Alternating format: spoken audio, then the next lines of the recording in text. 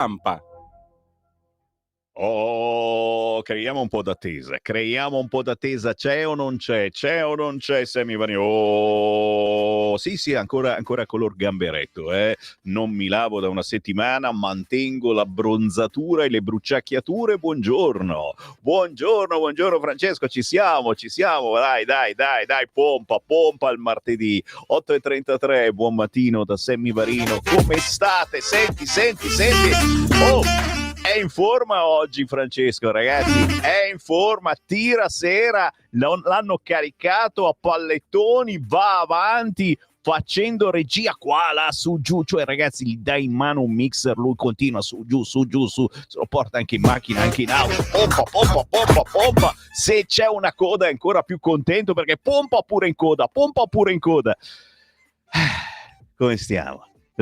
Speriamo bene, abbastanza bene da queste parti, certamente. Siamo al 2 di settembre, buongiorno a chi si trova ancora in vacanza. Prima di tutto, ode alla vacanza. Personalmente ho detto basta, ferie almeno fino all'anno prossimo, ne abbiamo fin sopra le scatole, vogliamo lavorare ma soprattutto vogliamo fare la nostra controinformazione. Buongiorno a tutti i gruppi d'ascolto che si sono formati in questi mesi di conduzione da parte di Sammy Varin della rassegna stampa. Lo so, è completamente diversa da quella di Giulio Cainarca, anche da quella di Antonino Danna, che ringraziamo ancora perché quando sono assente io arriva subito lui. È un prodotto, è un format che non esiste, una rassegna stampa che fa anche ridere, almeno spero di non essere l'unico scemo che ride, una rassegna stampa che cerca di smitizzare, di sdrammatizzare, di smontare le notizie per poi farle rimontare a voi. Già. Vi pesto in mano il Lego e dovete ricominciare a montarlo. Scherzi a parte, cerchiamo di inculcarvi il dubbio, vi facciamo un po' grattare perché a volte ci sono notizie che fanno grattare e poi vi diciamo che la verità sta nel mezzo, non su questo quotidiano, ma neanche su quell'altro, non sulla nostra radio, ma neanche su Radio Popolare. No. Il bello di questa rassegna stampa è che voi potete entrare in qualunque momento con un WhatsApp. Inviatelo al 34067 09 659, che sia serio o meno serio, io lo prenderò sul serio. 34067 09 659 in versione estate, ancora in onda dalle 8:30 alle 10:30. In questi giorni ci ritroviamo poi dopo mezzogiorno. Oggi ritorna Regioniamoci, quindi sarò in onda con voi dalle 12:30 alle 14. Ancor più bello che la sera alle 18 ritorniamo in onda con la rassegna stampa, ma anche con Giulio Cainarca e poi appunto con l'appuntamento di mezzogiorno. Ho detto tutto? No, i gruppi d'ascolto che ci seguono sulla pagina Facebook di Lega Salvini Premier, grazie a tutti voi, sulla pagina Facebook di Radio Libertà, ma anche su YouTube cercando Radio Libertà, sul sito radiolibertà.net, dove è possibile anche vederci. In questo momento vedete il mio faccione, il faccione di Sammy Varinone, ma tra poco vedrete anche i quotidiani e naturalmente sull'applicazione di Radio Libertà, che vi invito a scaricare sul vostro cellulare perché è una cosa carina. In qualunque momento voi cliccate sull'icona di Radio Libertà e salta fuori addirittura anche il video. Se volete potete vedere quello che succede nei nostri studi. Buongiorno naturalmente a chi ci segue a tutti gli orari del giorno o della notte, perché noi siamo in onda la mattina, ma poi con YouTube, con Facebook, con il podcast dal sito radiolibertà.net sappiamo che ci seguite ad ogni orario. Partiamo subito con le notizie della notte.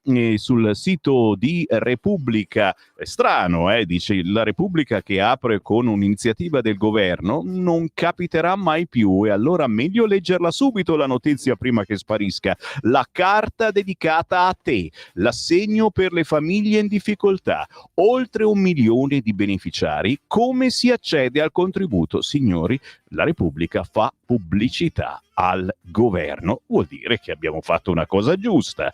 Il Corriere apre con Sinner è una furia, lascia solo 3 game a Bublik, il kazako Yannick generato dall'intelligenza artificiale. Ma dai, adesso vabbè, ormai siamo pronti a credere a tutto e a contrario di tutto. Poi ancora Mosca che fa perdere il segnale satellitare agli aerei europei, e questa cosa oggi è su tutti i quotidiani. Non è successo niente di male, ma chiaramente ha una valenza potentissima.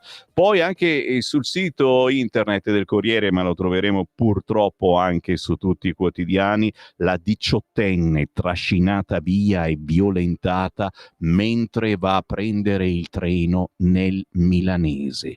La sindaca che dice sui social danno la colpa a lei.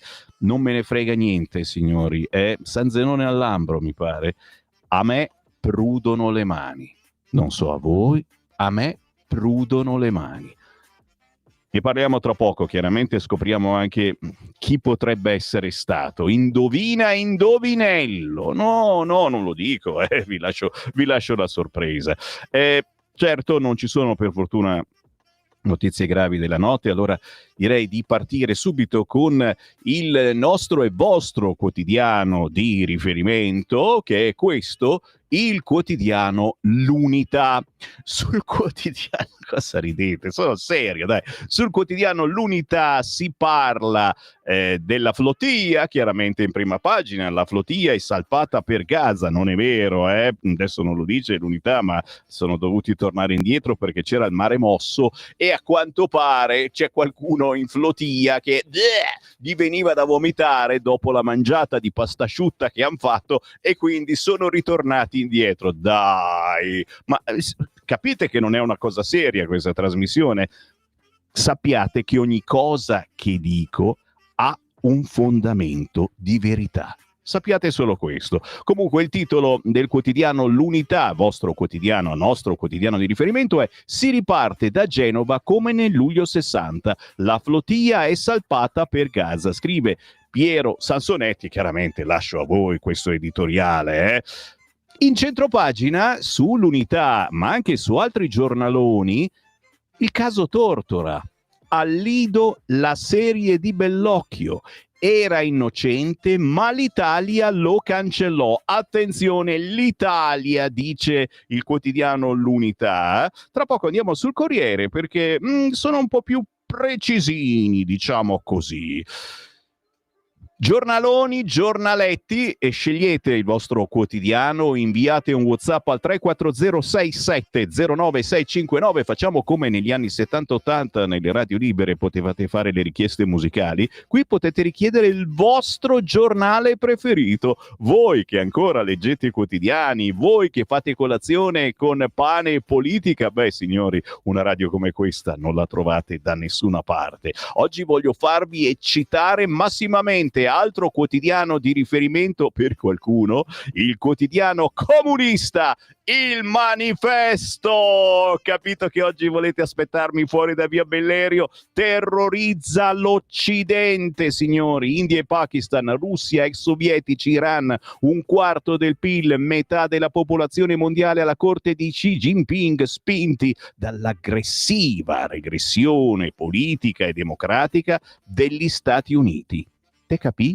È soltanto l'embrione di un nuovo ordine, ma c'è una piattaforma, signori. Il Manifesto la racconta giusta oggi in prima pagina con il presidente della Cina Xi Jinping, che è arrivato all'incontro del Consiglio dei Capi di Stato dell'Organizzazione per la Cooperazione di Shanghai.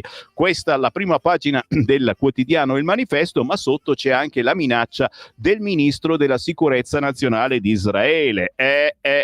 Sapete che la flotilla, ma va, non lo sapete? Che è partita da Genova, da Barcellona, flotilla come paella, puniremo i terroristi della flotilla, non permetteremo alle persone che sostengono il terrorismo di vivere nell'agiatezza, affronteranno tutte le conseguenze delle loro azioni. Così il ministro della sicurezza nazionale di Israele minaccia gli attivisti della Global Thermal Flotilla, la coalizione internazionale che si sta dirigendo verso Gaza con decine di navi cariche di aiuti umanitari.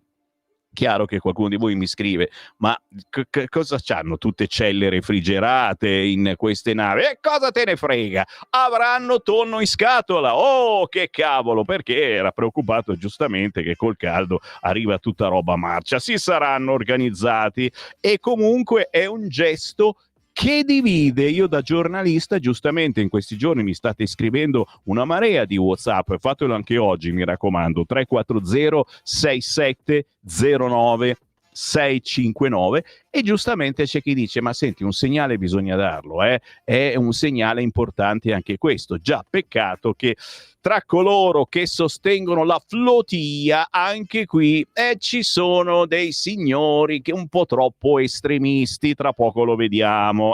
Vabbè, par condicio, lo so, par condicio, vai con il Secolo d'Italia, signori, che mette in prima pagina la verità. La verità è che abbiamo già letto ieri, certamente, ma in prima pagina no, e quest'oggi campeggia ancora su qualche quotidiano, e anche a denti stretti la sinistra lo deve ammettere, anche se dice sì, ma sono tutti sopra i 50 anni. Oh, che cazzo c'hai contro quelli di più di 50 anni? Record di occupati, titola oggi il Secolo d'Italia. Cresce il lavoro stabile, disoccupazione mai così bassa dal 2007. Da una parte gli slogan della sinistra e dei gufi, scrive l'editoriale con Carlo Marini, dall'altra i dati inoppugnabili come quelli sul lavoro. Il tasso di disoccupazione a luglio cala infatti al 6%, meno 0,3 punti rispetto a giugno, il livello più basso da giugno 2007. Quello giovanile scende al 18,7%, meno 1,4, così rileva l'Istat, sottolineando che nel mese i disoccupati sono diminuiti di 74.000 unità, calo che riguarda entrambe le componenti di genere ed è diffuso in tutte le classi d'età. I disoccupati sono 1.532.000. Prosegue poi l'editoriale di Marini in prima pagina quest'oggi sul Secolo d'Italia, che richiama anche il sondaggio di Mentana. Fratelli d'Italia sopra il 30%. Crescono anche Lega e Forza Italia. Rientro dalla pausa estiva particolarmente amaro per la sinistra. Il primo sondaggio di SVG per la 7 registra la crescita di Fratelli d'Italia, che sfonda quota 30%, e il calo dell'opposizione, trainato da un vero e proprio crollo del PD. Smacco nello smacco, l'unico partito di minoranza a guadagnare qualcosa è Azione, che si è così drasticamente smarcato dalle manovre testardamente unitarie di Elli. Beh, chiaro, quello che sta combinando il PD nel centro-sud è veramente irrimediabile, e molta gente sta dicendo: ma questi litigano tra di loro e li devo pure votare. Attenzione, perché c'è la carotina, e la carotina, lo sapete, è il reddito di cittadinanza, che può superare qualunque cacicchio, signori. Con il reddito di cittadinanza te lo voto il cacicchio. Ma che cacchio è il cacicchio? Se lo avete capito ormai, no? Non capito. Ancora, signori, giornali poco conosciuti, ma in questo caso un giornale che sta dando una mano alla nostra radio, e io approfitto per ricordare che potete pubblicizzare il vostro quotidiano, potete pubblicizzare la vostra attività, come fa il grandissimo Acerbi, storico sponsor di Radio Libertà, avvicinandovi alla nostra emittente, scrivendo una mail a Radio Libertà, anche se volete al sottoscritto, se vi sto simpatico, sammy.varin@radiolibertà.net, per fare pubblicità su Radio Libertà, cosa ad esempio che fa, lo avete sentito, il Quotidiano di Sicilia, che abbiamo inquadrato in questo momento in radiovisione e che parla in prima pagina di presenze turistiche. La differenza tra nord e sud, guardala qua: Veneto 73 milioni, Sicilia 17 milioni, Veneto 73, Sicilia 17, una distanza abissale confermata anche nel 2024. L'isola cresce, ma non è sufficiente, manca un progetto utile a recuperare questo gap. Il ponte sullo stretto arriva, certo, ma ci vorrà ancora qualche anno. Avanti con i quotidiani, avanti con le vostre richieste musicali, grazie anche a chi già mi sta scrivendo al 340-6709-659. Sì, la verità arriva, aspetta un momento, prima però vado sul quotidiano Avvenire, i nostri amici bacchettoni che ritornano dopo la pausa di lunedì. Il quotidiano di ispirazione cattolica apre oggi 2 settembre con il titolo Interferenze globali. Mentre una avaria tecnica colpisce l'aereo di von der Leyen, sospetti su Mosca, dal vertice Russia-Cina-India escono nuovi equilibri tra potenze, ma nessuna soluzione per i conflitti. Altri 46 morti nella striscia. Hamas irride il progetto di Trump. Tajani, faremo di più per la Palestina. Ci sono le interferenze in volo che hanno complicato la trasferta di von der Leyen, per cui si sospetta la Russia, e ci sono, a un livello ben più alto, le interferenze delle nuove potenze globali, a partire da Cina e India, al centro di un rinnovato protagonismo dopo il vertice che li ha visti al fianco di Mosca. In questo clima di incertezza non sembrano aprirsi spiragli per i conflitti. Anzi, nella striscia altri 46 morti, mentre Hamas irride il piano di Trump, rilanciato dalla stampa USA, per la trasformazione di Gaza in un resort. L'Italia intanto si prepara a fare di più per la Palestina, promette Tajani. Centropagina sul quotidiano Avvenire, tremano i monti dell'Afghanistan, corsa disperata per i soccorsi. E anche sul quotidiano cattolico, disoccupazione ai minimi, sale il lavoro ma non i salari. Intanto la Germania è in sofferenza e progetta di tagliare il welfare. Lo sapete, Mago Varin, ma ancora di più è la nostra amica Deborah Bellotti, signora delle stelle, che sentiremo sicuramente prima della fine del mese, astrologa ufficiale di Radio Libertà. Ha predetto già da mesi che l'Europa tra poco, puff, non ci sarà più. E proprio la prima a uscire dall'Europa potrebbe essere la Germania. Ma non dico niente, sono illazioni che arrivano cosmiche, illazioni cosmiche. Tuffiamoci sui quotidiani partendo da qui che sono molto diviso, mi state richiedendo il Fatto Quotidiano, ma io resisto, vado sul quotidiano Il Giornale. Putin minaccia i nostri aerei. Assalto russo, attaccato il GPS sul jet della von der Leyen. Cioè hanno dovuto tornare a casa questi poveri piloti guardando le mappe. Cioè,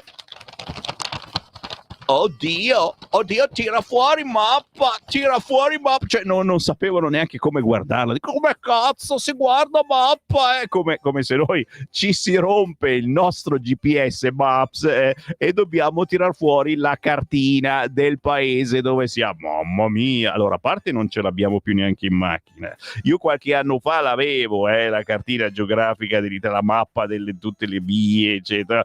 Poi ho lasciato stare, si deve essere sciolta con l'umidità, e adesso siamo schiavi di Maps, e quindi inseriamo nel telefonino la via dove dobbiamo andare e poi siamo ciechi completamente, ci abbandoniamo a Maps, fammi qualunque cosa, e spesso di scherzi ce ne fa parecchi.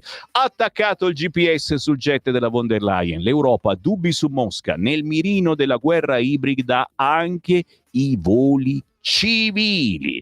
Siamo sul quotidiano Il Giornale che ironizza Flotia, altro che buon vento, beffata dal meteo, ma poi riparte l'intoppo che ha avuto la navicella di Greta Thunberg tra i marinai della flotilla, ma anche di tanta bella gente. E attenzione, c'è la minaccia dei camalli. Lo so, qualcuno di voi non sa chi sono sti camalli, che sono come i tamarri, no? Sì, similari, nel senso che si dice che dicano tante parolacce, no? Parli come un camallo, ma è un modo di dire stupido, stupido, è gente assolutamente bella tosta, sono quelli che lavorano al porto di Genova e chiaramente fanno i lavori più duri. I camalli, nuovo mito della sinistra, tra blocchi navali e minacce. Siamo pronti a fermare il paese, che erano tosti anche già ai tempi del Covid, se ben ricordo. Sempre in prima pagina sul quotidiano Il Giornale, ce lo fa diventare molto duro politicamente questo titolo, è inutile negarlo. I sondaggi di La 7, se lo dice La 7 vuol dire che è vero, l'estate che premia il centrodestra, salgono tutti i partiti appunto di centrodestra. Il tradizionale appuntamento col sondaggio politico del lunedì sul telegiornale della 7 certifica un aumento dei partiti che formano la maggioranza di governo nel gradimento degli elettori. Rilevamento confezionato da SVG che mostra che tutte le forze della coalizione crescono i loro consensi. Chiaramente, ripeto, si cresce anche perché la gente che vota a sinistra sta un po' perdendosi, dicendo ma che cavolo stanno combinando, litigano tra loro. Anche sul Giornale all'interno Venezia, Enzo Tortora, la tragedia di un innocente. Signori, un film su Enzo Tortora dove pare che riconosciamo un po' che siamo stati degli imbecilli a non capire che probabilmente le accuse erano tutte false. Siamo stati degli imbecilli chi? Boh! A Venezia va in scena la serie di Marco Bellocchio sul dramma ancora attuale di Enzo Tortora, morto innocente dopo le accuse di alcuni pentiti. Fabrizio Gifuni, il presentatore, ignorato dai politici e tradito dai media. Chiaramente, signori, l'esempio accaduto a Enzo Tortora purtroppo accade anche a molta gente oggigiorno che si trova in carcere senza aver fatto nulla.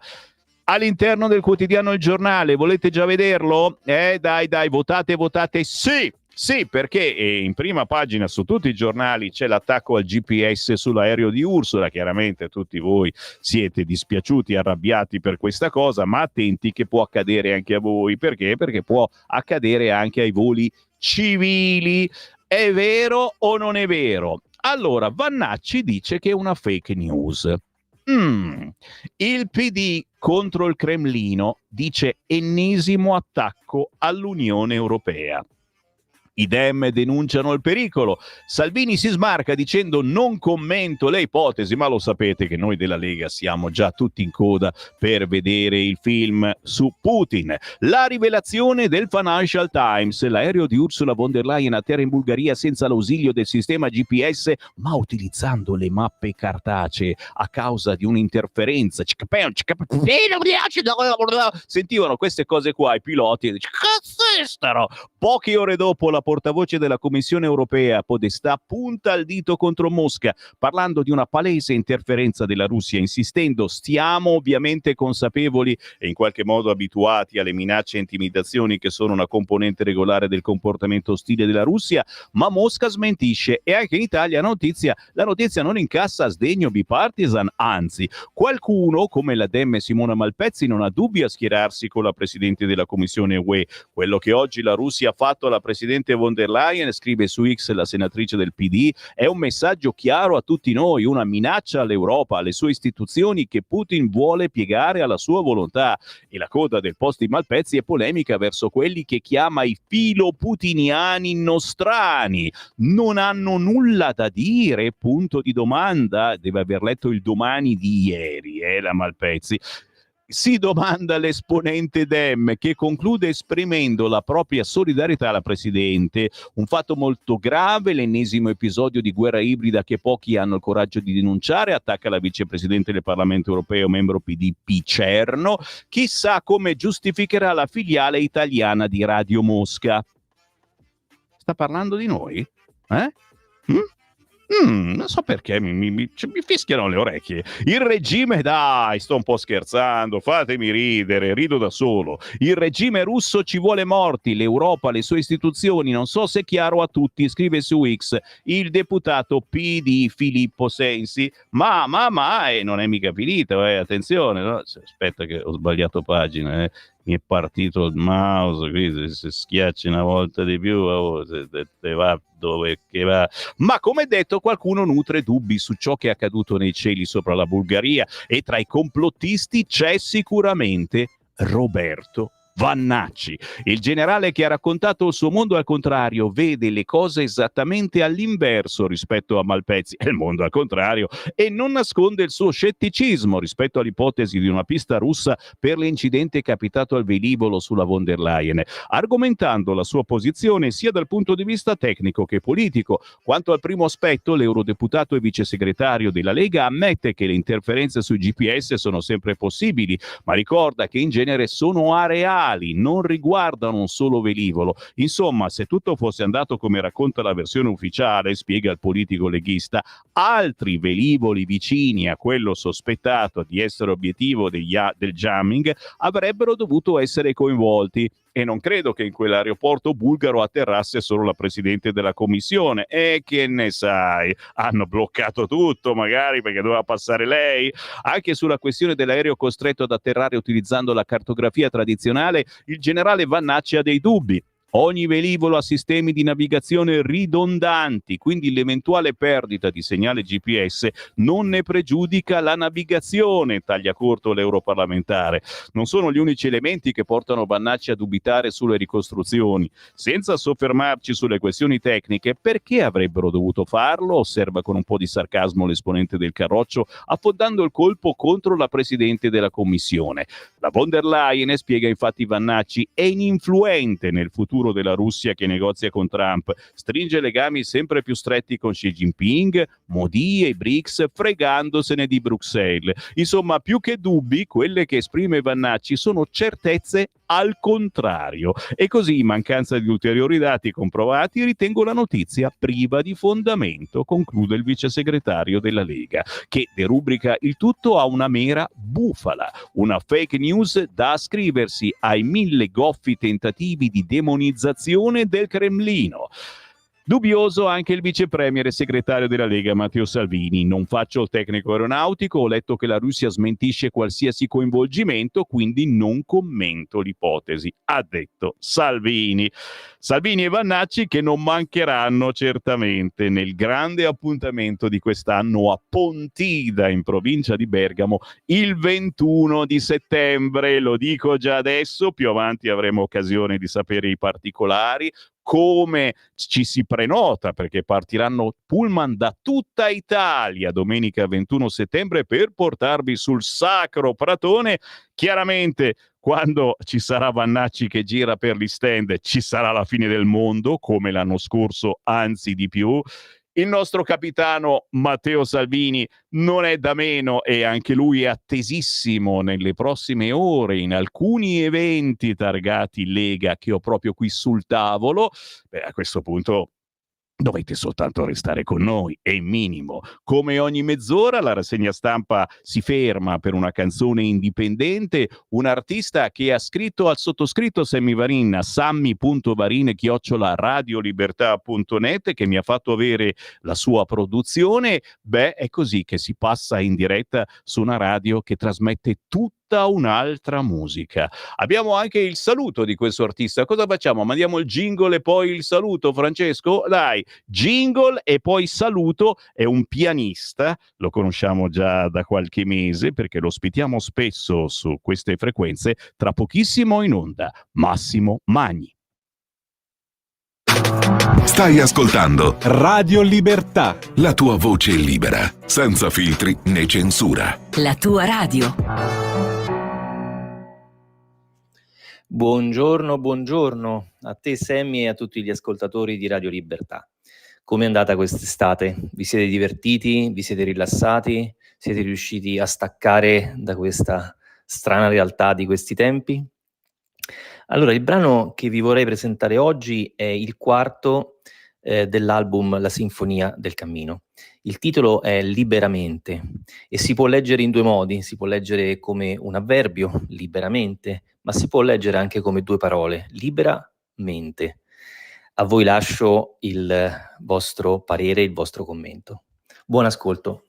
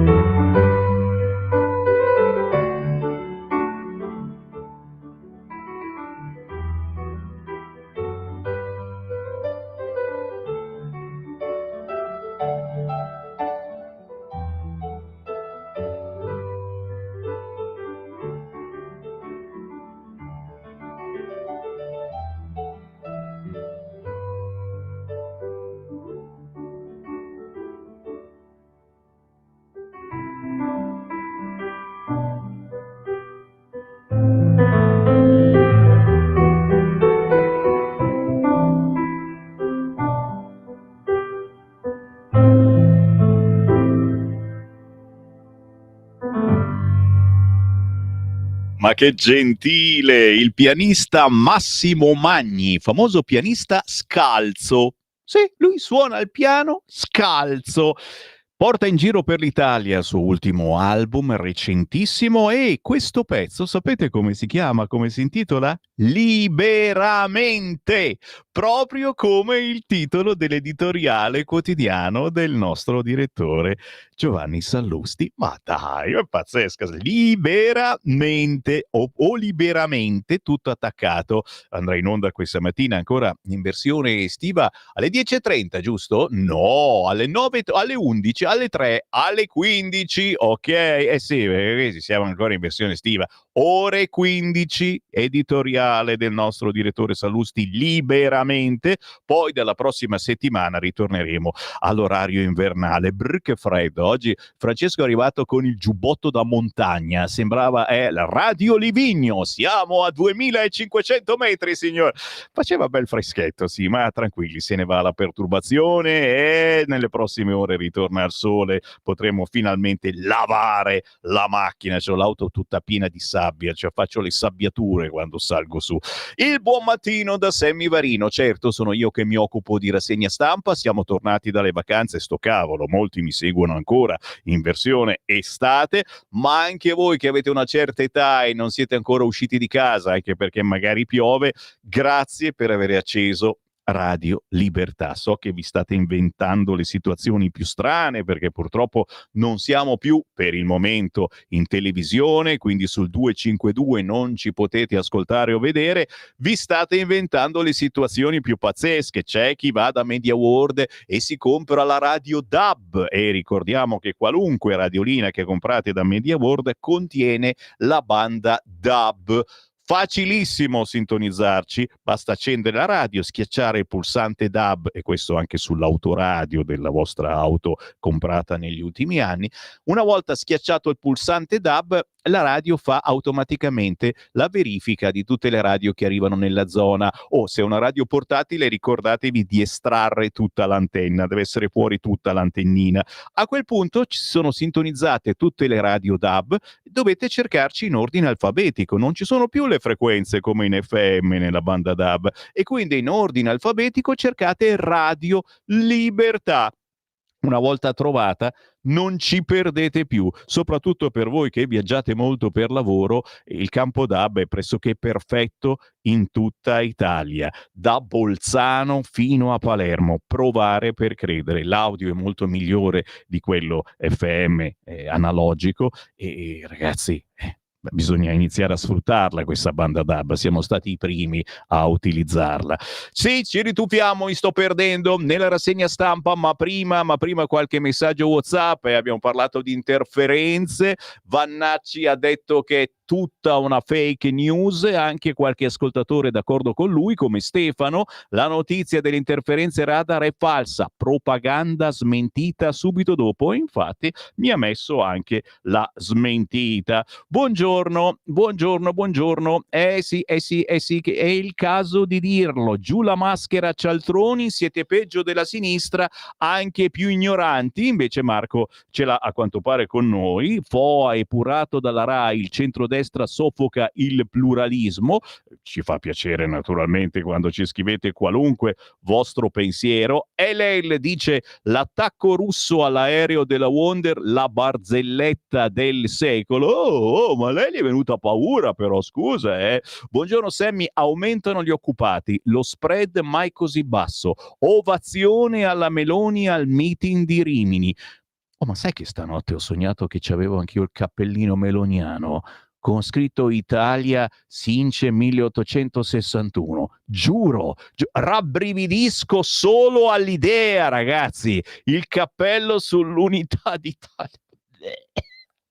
No, non c'entra niente, ragazzi, che sto male io per altri motivi, adesso non pensate. Quindi sta il meeting Salvini finalmente ricevuto dal Santo Padre, nei sondaggi aumentano Meloni e la Lega, e Mario ci sta riassumendo come per dire è una giornata bellissima, il Presidente del Consiglio venga a riferire in Parlamento. Bravo Mario, sanno dire solo quello, però prima o poi dovremo ritornarci. Chiaro che Meloni dovrà passarci un paio di giorni perché ci sarà molto da riferire, riferire su qualunque cosa, ci chiedono di riferire in Parlamento. Sto leggendo i vostri messaggi che stanno arrivando e vi ringrazio al 340 6709 659. I pidioti sono rimasti al Covid, stessa storia, così non andranno mai avanti, ma perderanno un sacco di voti, sono proprio ottusi. Non è la Russia che minaccia l'Europa, è l'Europa che minaccia la Russia, guerrafondaia ad oltranza. E ancora, la von der Leyen le studia tutte per tirare in guerra. Gli unici che hanno il cervello che funziona nel governo sono Salvini e Vannacci. Guareschi diceva che i comunisti hanno 3 buchi nel naso, se guardo la Malpezzi li vedo celiachi. Chiaramente noi prendiamo le distanze a questi messaggi, da questi messaggi poco riverenti, poi la Malpezzi è anche tra le più simpatiche. La sinistra è morta, amen, saluti da Enzo, grazie Enzo, un abbraccio anche a te. Vedete, e potrei andare avanti fino a questo pomeriggio a leggere i WhatsApp, ma mi devo fermare, voi continuate a scrivere che poi leggiamo altri. Sbircio, se ci sono notizie dell'ultima ora, oggi non succede assolutamente nulla, la cosa mi fa piacere anche perché ne sono successe abbastanza nella giornata di ieri. Allora restiamo sul quotidiano Il Giornale, visto che vi piace, girando pagina, certo, è la flottia, pagina 8 del giornale, le minacce dei portuali e questi cavalli fanno paura, da qui non escono vivi.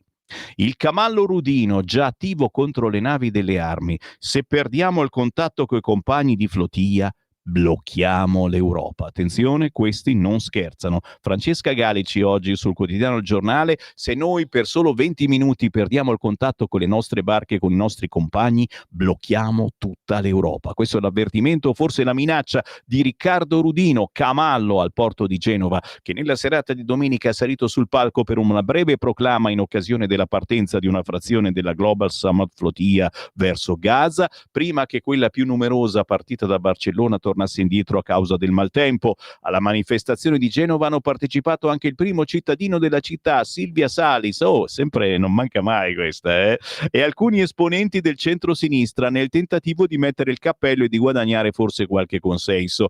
Nel frattempo Israele ha avvisato gli attivisti, tra i quali c'è anche Greta Thunberg, che se si avvicineranno alle acque territoriali verranno trattati come terroristi. E Rudino, anche memore del fatto che i 2 precedenti tentativi di sbarco a Gaza da parte della flotilla sono andati male, ricordate, arrestati, rilasciati, hanno dovuto gettare il telefonino in mare per non fargli vedere i contatti che avevano nel cellulare, inquinatori schifosi.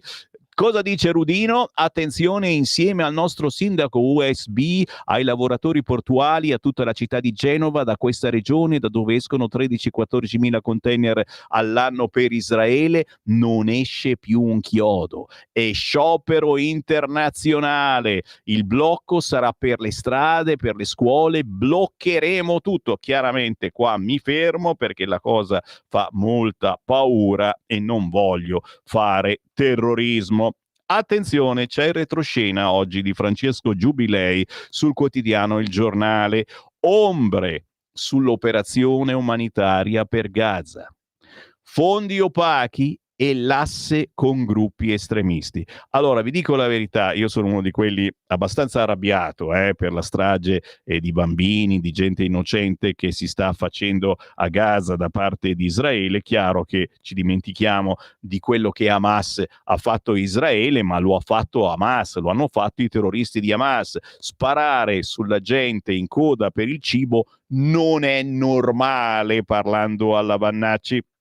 Chiaramente sono qui, come ho fatto ieri, a chiedervi: ma cosa si può fare per fermare questa guerra e anche queste guerre, perché c'è quell'altra poi Ucraina-Russia, punto di domanda. Io continuo a essere qui fermo tirando in ballo, e lo so, lui si arrabbierà, il Papa, il Santo Padre, che è l'unico, insieme a Matteo Salvini, e sono gli unici 2 che dicono basta armi, basta guerra, gli unici che l'hanno detto paro all'interno del centrodestra. Poi perché il Santo Padre non prende e va sulla striscia di Gaza fermando tutto quanto?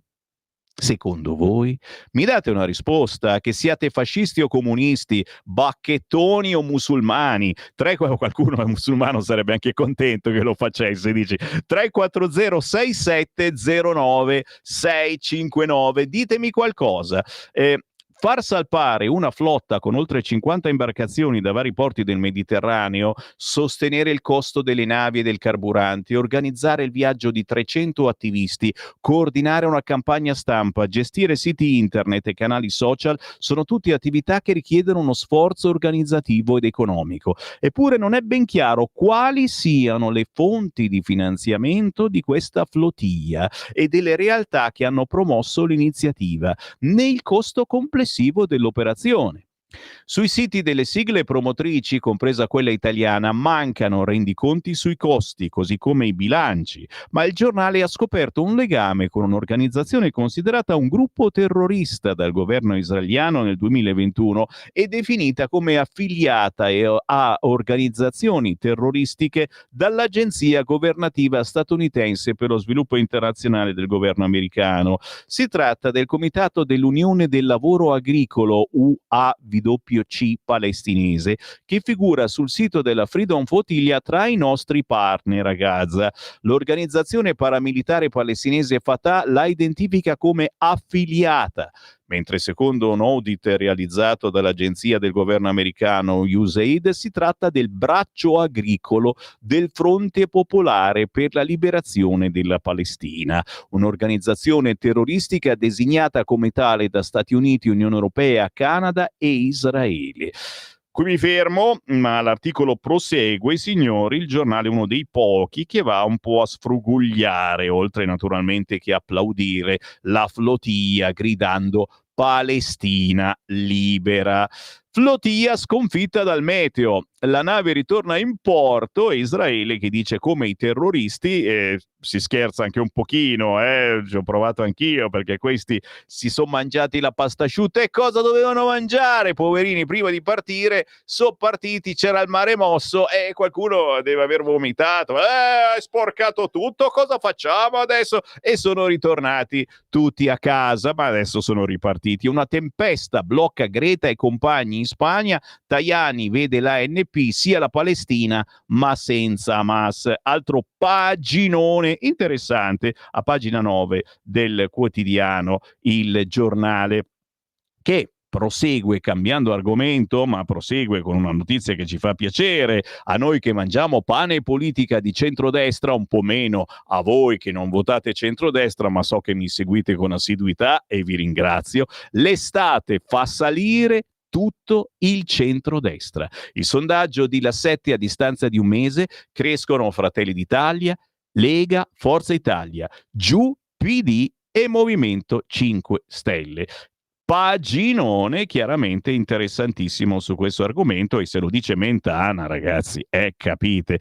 Torna da lunedì prossimo la social card, 500 euro al mese per la spesa delle famiglie povere, la carta dedicata a te per i nuclei con un ISEE non superiore a 15.000 euro, si può utilizzare solo per l'acquisto di alimentari. Se siete interessati, chiaramente si trova tutto online, ma anche quest'oggi sul quotidiano Il Giornale.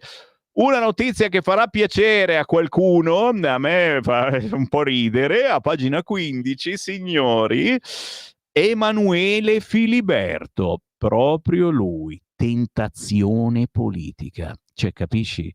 Da una parte potrebbe arrivare Pier Silvio Berlusconi, dall'altra parte, chi lo sa dove? Emanuele Filiberto. Signori, sondaggio Savoia per testare appeal e credibilità. Scendere in campo? Ora no, ma Emanuele Filiberto, unico figlio di Vittorio Emanuele e di Marina Doria, è riconosciuto da una parte dei monarchici italiani come il capo di casa Savoia. Nel 2020 aveva fondato un movimento politico dal nome Più Italia, ma ha raccolto soltanto meno.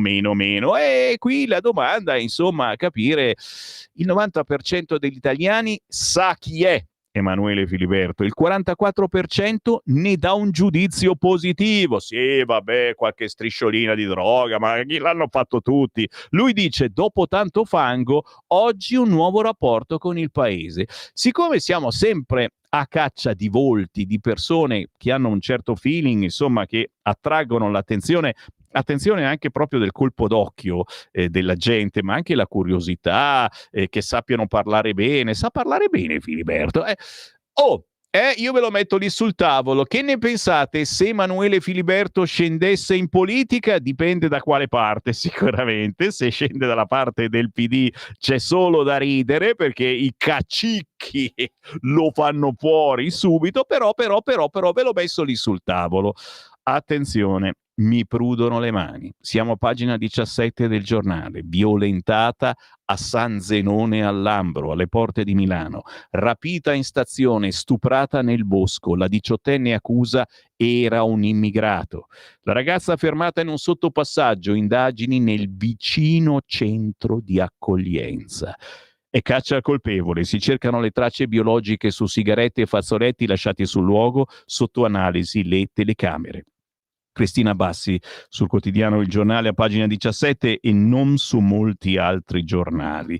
Porta i segni della lotta per difendersi dal suo stupratore, quelli delle botte, e parla ancora sotto shock, con estrema difficoltà, la 18enne che poco dopo la mezzanotte di sabato chiama il 112 per chiedere aiuto. La ragazza racconta a chi la soccorre di essere stata appena aggredita e violentata da uno sconosciuto alla stazione, a quell'ora totalmente deserta, di San Zenone al Lambro. Siamo al confine tra le province di Milano e di Lodi. Il violentatore in fuga, ricercato dai carabinieri. Nessuno in quel posto isolato ai margini della campagna ha sentito urlare la giovane vittima. Nessuno pare abbia assistito alla violenza, ma neppure al momento in cui l'uomo ha bloccato la ragazza per trascinarla via dalla stazione fino a una vicina area di prato e alberi e ha abusato di lei. La giovane, che abita con la famiglia nella periferia nord di Milano, era stata a San Zenone per fare visita alla sorella. In tarda serata si è avviata verso la stazione per prendere il treno locale delle 23:04 che l'avrebbe riportata a casa.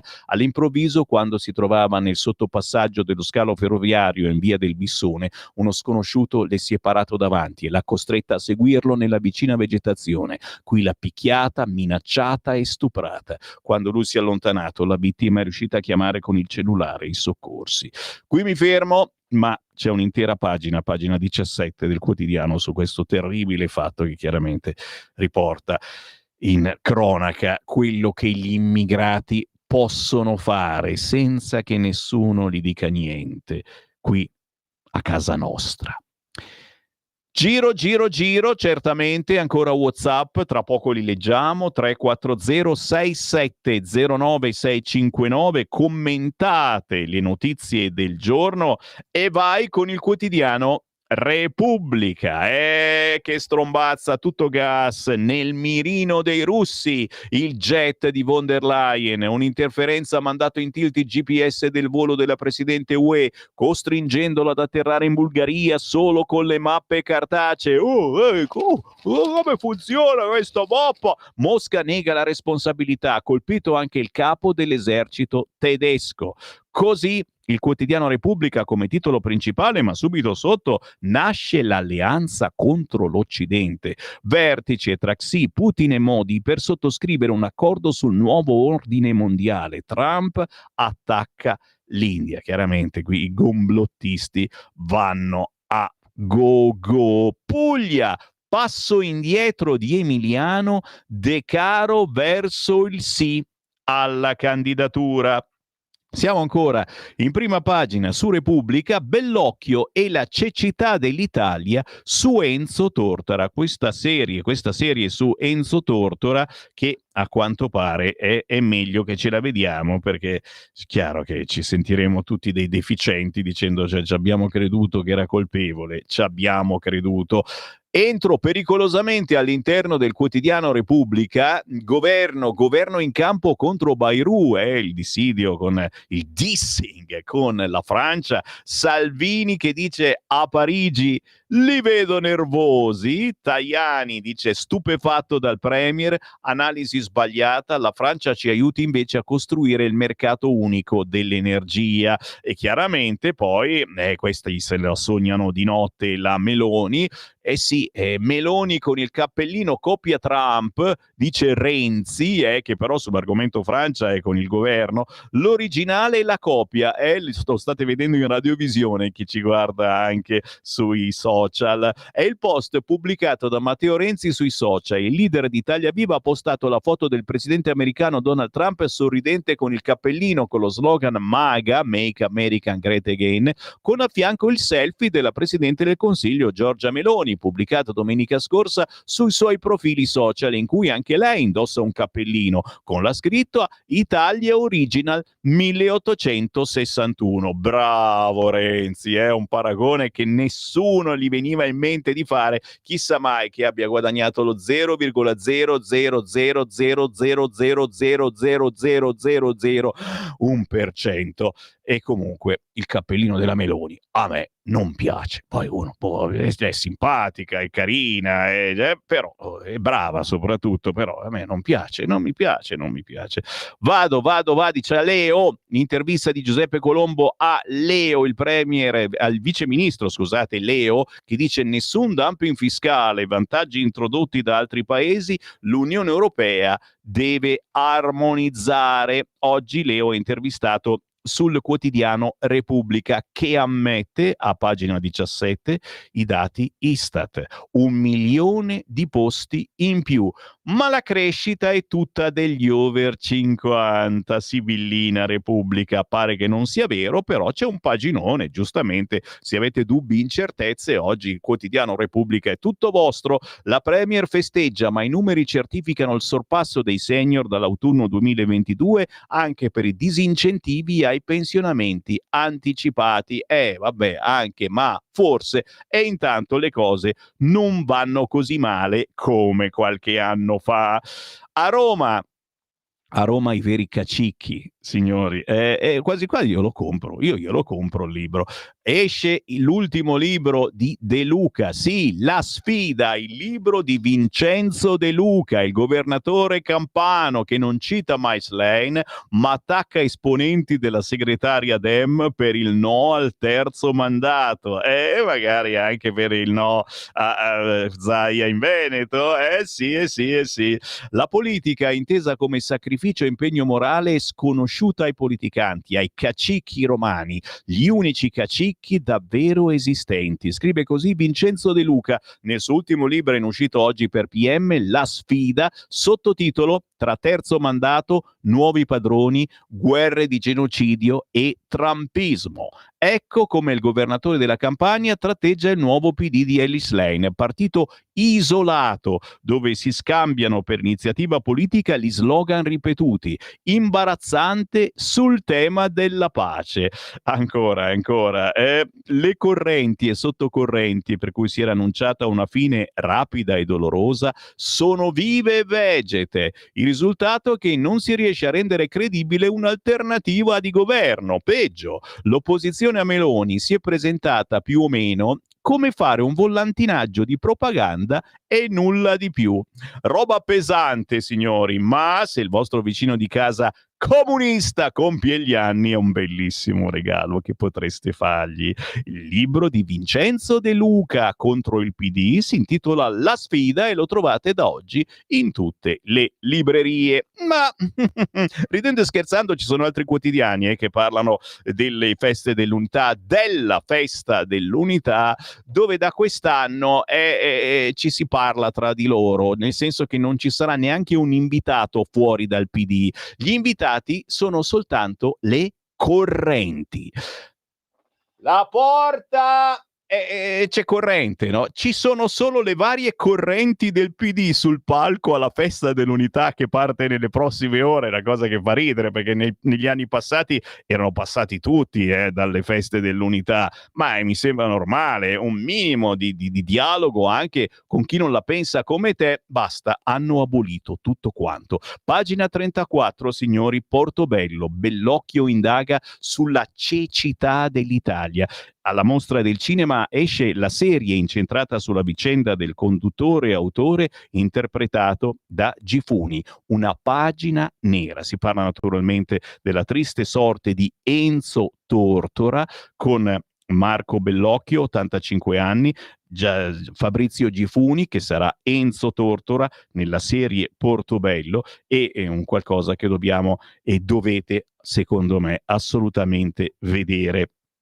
La tratta così questa notizia, la cecità dell'Italia, pagina 34 il quotidiano Repubblica. Il Corriere ci va un po' più approfondito. Intanto nella pagina successiva si intervista Gaia Tortora, la giornalista figlia di Enzo Tortora, che ricorda le immagini in televisione e la tragedia che sconvolse la vita della sua famiglia quando ci chiamava dal carcere, faceva di tutto per non spaventarci. Scelta geniale quel Pulcinella con la toga. Intervista di Annalisa Cuzzocrea inviata a Venezia alla figlia di Enzo Tortora, Gaia Tortora. Stai ascoltando Radio Libertà, la tua voce libera, senza filtri né censure, la tua radio.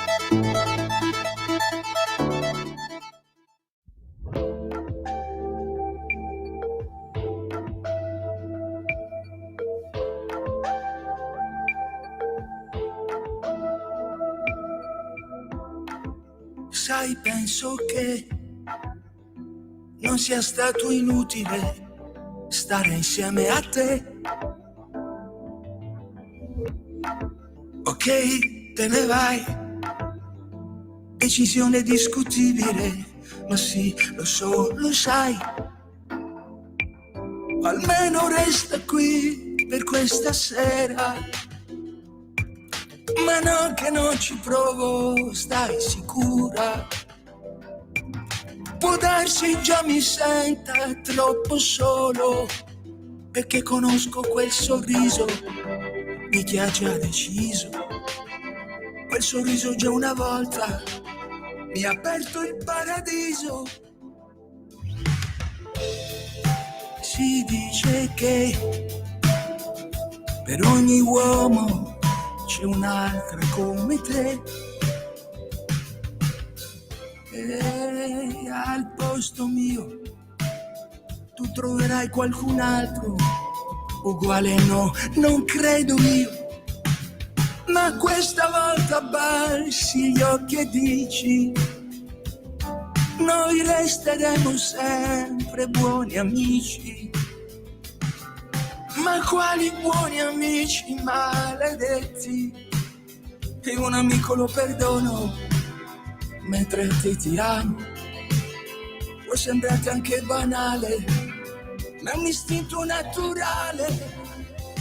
E c'è una cosa che io non ti ho detto mai: i miei problemi senza te si chiamano guai. Ed è per questo che mi vedi fare il duro in mezzo al mondo per sentirmi più sicuro. E se davvero non vuoi dirmi che ho sbagliato, ricorda, a volte un uomo va anche perdonato. E invece tu non mi lasci via d'uscita e te ne vai con la mia storia tra le dita. Ora che fai? Cerchi una scusa, se vuoi andare vai. Tanto di me non ti devi preoccupare, me la saprò cavare. Stasera scriverò una canzone per soffocare dentro un'esplosione, senza pensare troppo alle parole. Parlerò di quel sorriso di chi ha già deciso, quel sorriso che una volta mi ha aperto il paradiso. E c'è una cosa che io non ti ho detto mai: miei problemi senza te si chiamano guai. Ed è per questo che mi vedi fare il duro in mezzo al mondo per sentirmi più sicuro. E se davvero non vuoi dirmi che ho sbagliato, ricorda, a volte un uomo va anche perdonato. E invece tu non mi lasci via d'uscita e te ne vai con la mia storia tra le dita. Te ne vai con la mia storia tra le dita.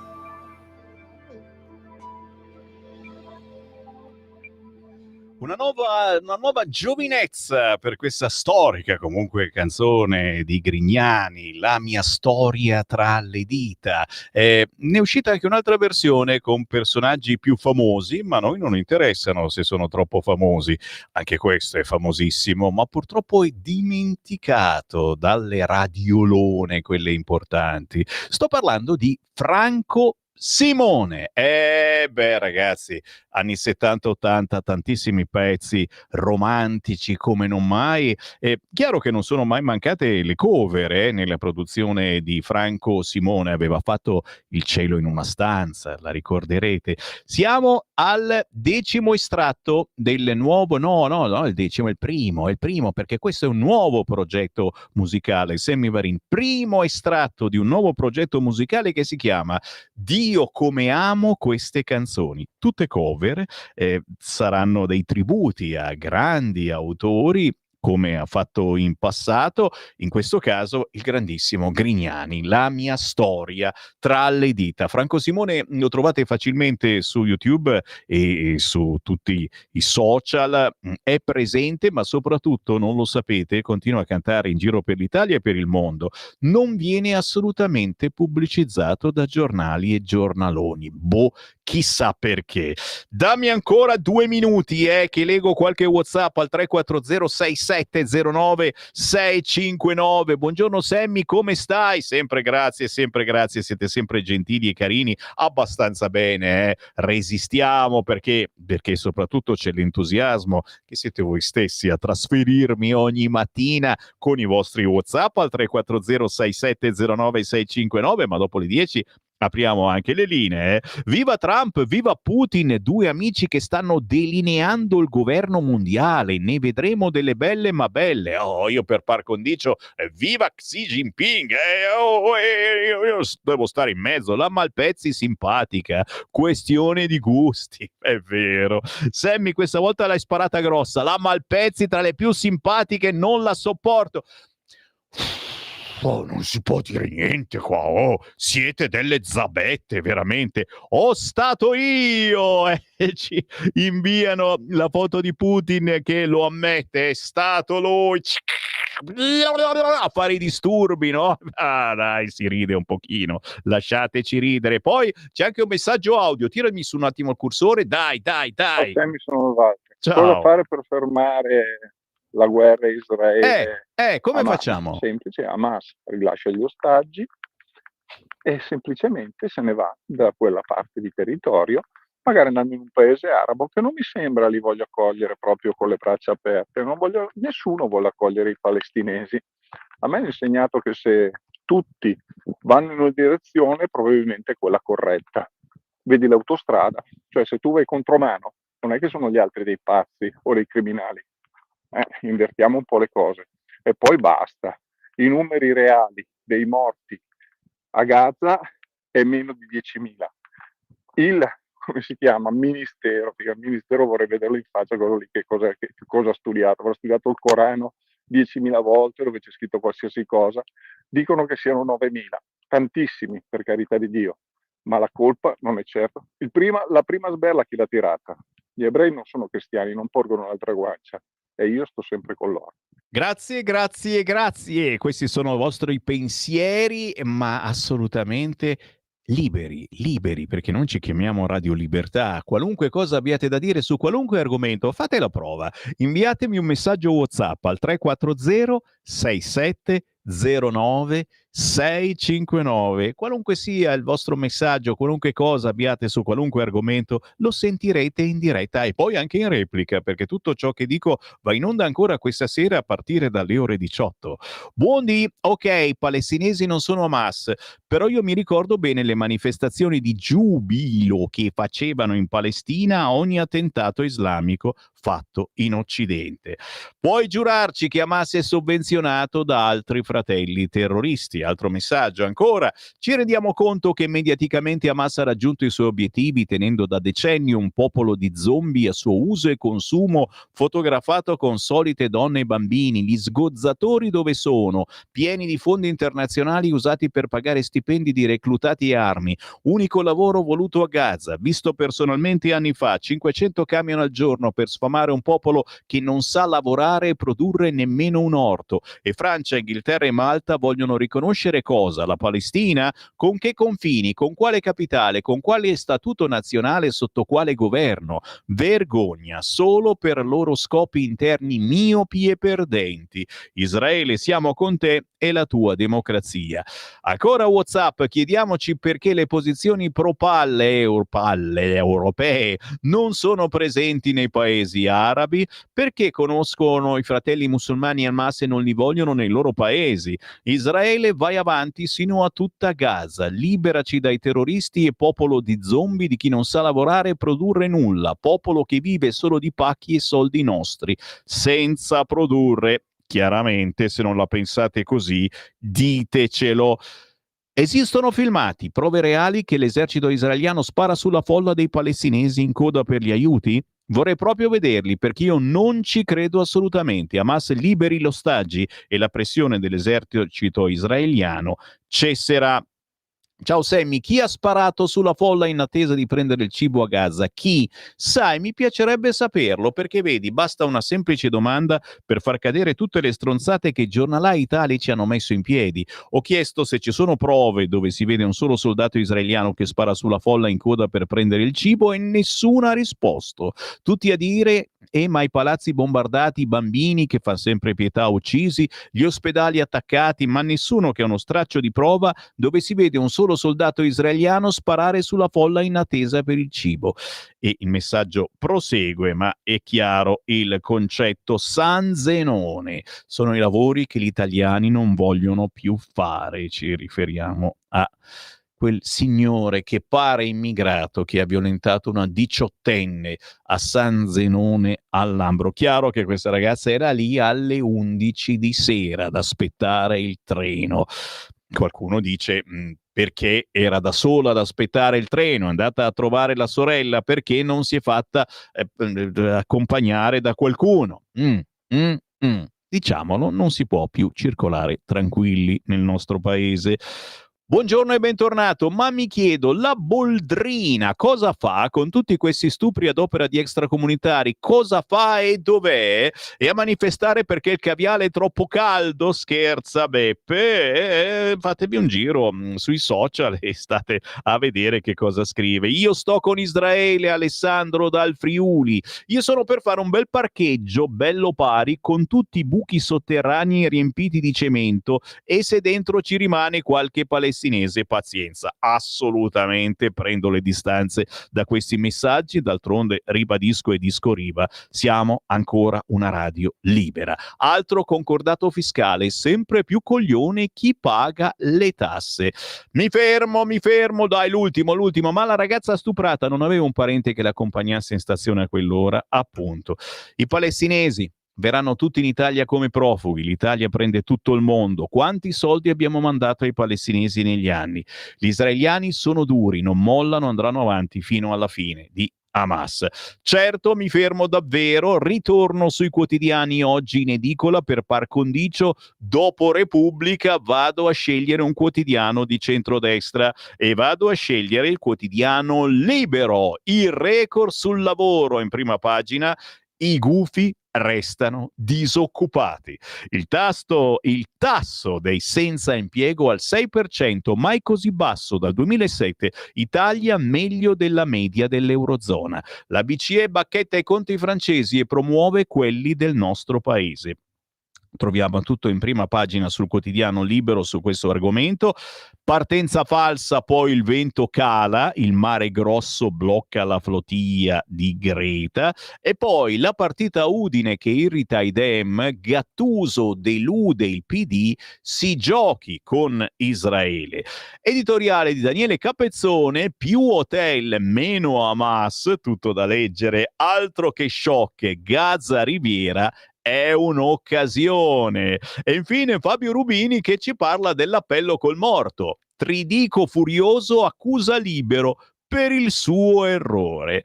Ancora sul quotidiano Libero Mario Secchi scrive perché a Parigi sognano la svolta Meloni, e poi le comparsate per le regionali mentre Elli sparisce, il sindaco Salis è schierata ovunque, così la sinistra spera di cavarsela.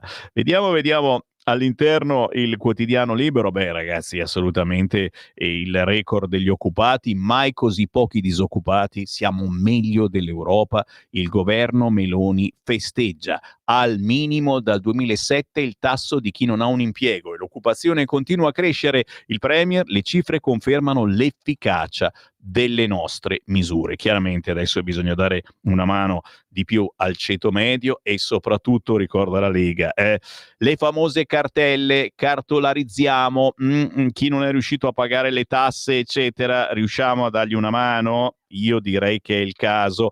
Macron attacca l'Italia e fa volare Le Pen. Signori, siamo a pagina 5 del quotidiano Libero. La Francia è in crisi economica, mentre Bayrou attacca Roma, esplode il debito pubblico. RN, la Le Pen, sale al 31%, il partito del presidente si ferma al 14%. Non faccio polemiche, però abbassare le tasse è la priorità della Lega nella prossima legge di bilancio, parla Matteo Salvini.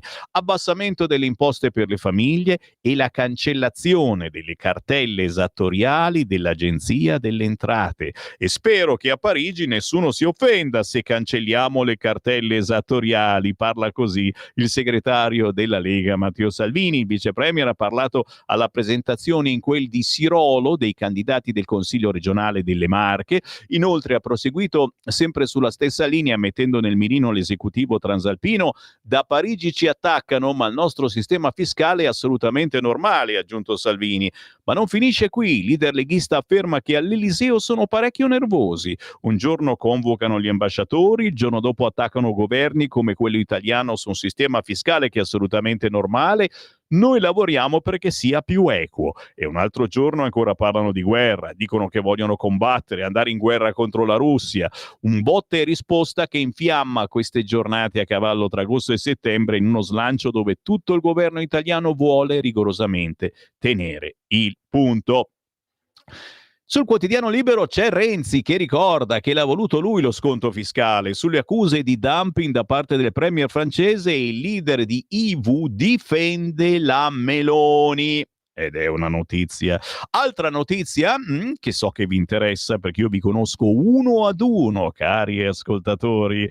Khelif rifiuta i testi, presenta ricorso, ma per ora è fuori. Chi è Khelif? Dai, che ve lo ricordate? La pugile algerina che è accusata di essere un uomo, è stata esclusa dai mondiali. Neanche il TAS le fa sconti. Senza l'esame obbligatorio, niente box, si va all'arbitrato. E questa rifiuta sempre i test.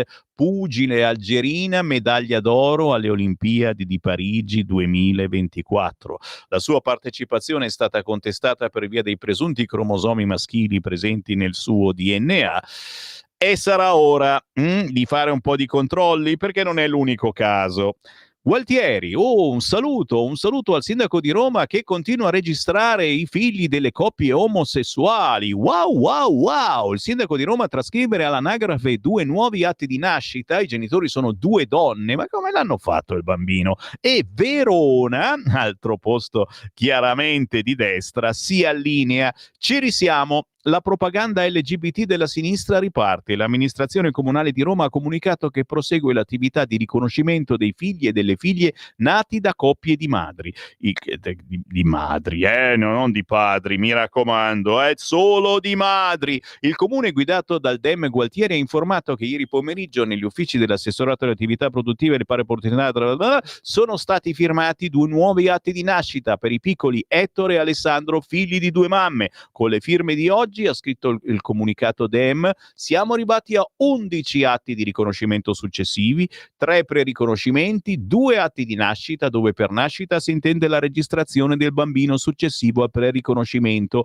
numeri che, tendono a sottolineare, non raccontano solo procedure amministrative, ma diritti conquistati, vite tutelate, famiglie finalmente riconosciute. Quello che facciamo non è burocrazia, è giustizia. Ogni volta che mettiamo una firma, prosegue il dispaccio LGBT, penso che stiamo restituendo dignità rispetto a famiglie che per troppo tempo sono state invisibili. La Corte Costituzionale ci ha ricordato che i legami affettivi dei bambini e delle bambine devono essere tutelati. Entro la fine della settimana saranno 16 gli atti di riconoscimento sottoscritti, 4 per i riconoscimenti, 2 atti di nascita, un percorso che segna con chiarezza la strada intrapresa da Roma Capitale a fianco delle famiglie arcobaleno. E pochi giorni fa era stato un altro comune guidato casualmente dal centro-sinistra, quello di Verona, ad andare avanti in questa crociata. Il sindaco Damiano Tommasi, ex calciatore della Roma e del Verona, ha personalmente registrato l'anagrafe 4 bambini di coppie omogenitoriali composte da genitori dello stesso sesso. Oggi sono 13 queste famiglie con almeno un bimbo ciascuno registrate a Verona. Si tratta di 11 di mamme e 2 di papà per un totale di 15 minori. Sappiatelo.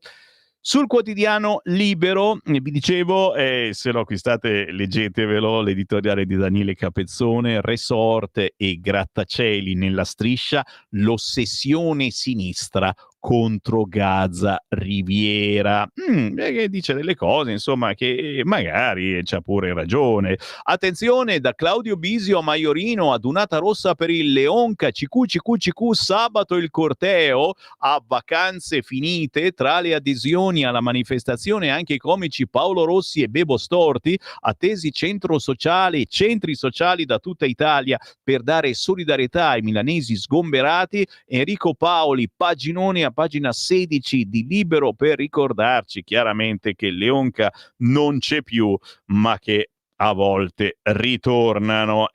Sì, ne siamo praticamente sicuri. Ancora sul Libero siamo a Milano città. Altra notizia che non ci piace, ma che devo darvi e che appare soltanto sul Libero: baby gang islamiche si spartiscono ormai la città di Milano. Da San Siro a Corvetto si identificano per zona, cap e banlieue e intanto sfoggiano i bottini dei furti sui social. Andrea Fatibene ci ricorda che Milano sta assumendo sempre più un accento parigino. Cosa vi dicevamo noi 10-15 anni fa leggendo le notizie di ciò che avveniva nelle banlieue parisienne? Non quello elegante, l'accento parigino, quello dei bistrò, delle luci soffuse, delle schifezze che ti danno da mangiare nei bistrò, lascia sta, ma piuttosto quello delle banlieue. Periferie degradate dove i ragazzini ostentano macete e gioielli, parlano in arabo, pubblicano poste che paiono arrivare da Baghdad più che da Milano Sud.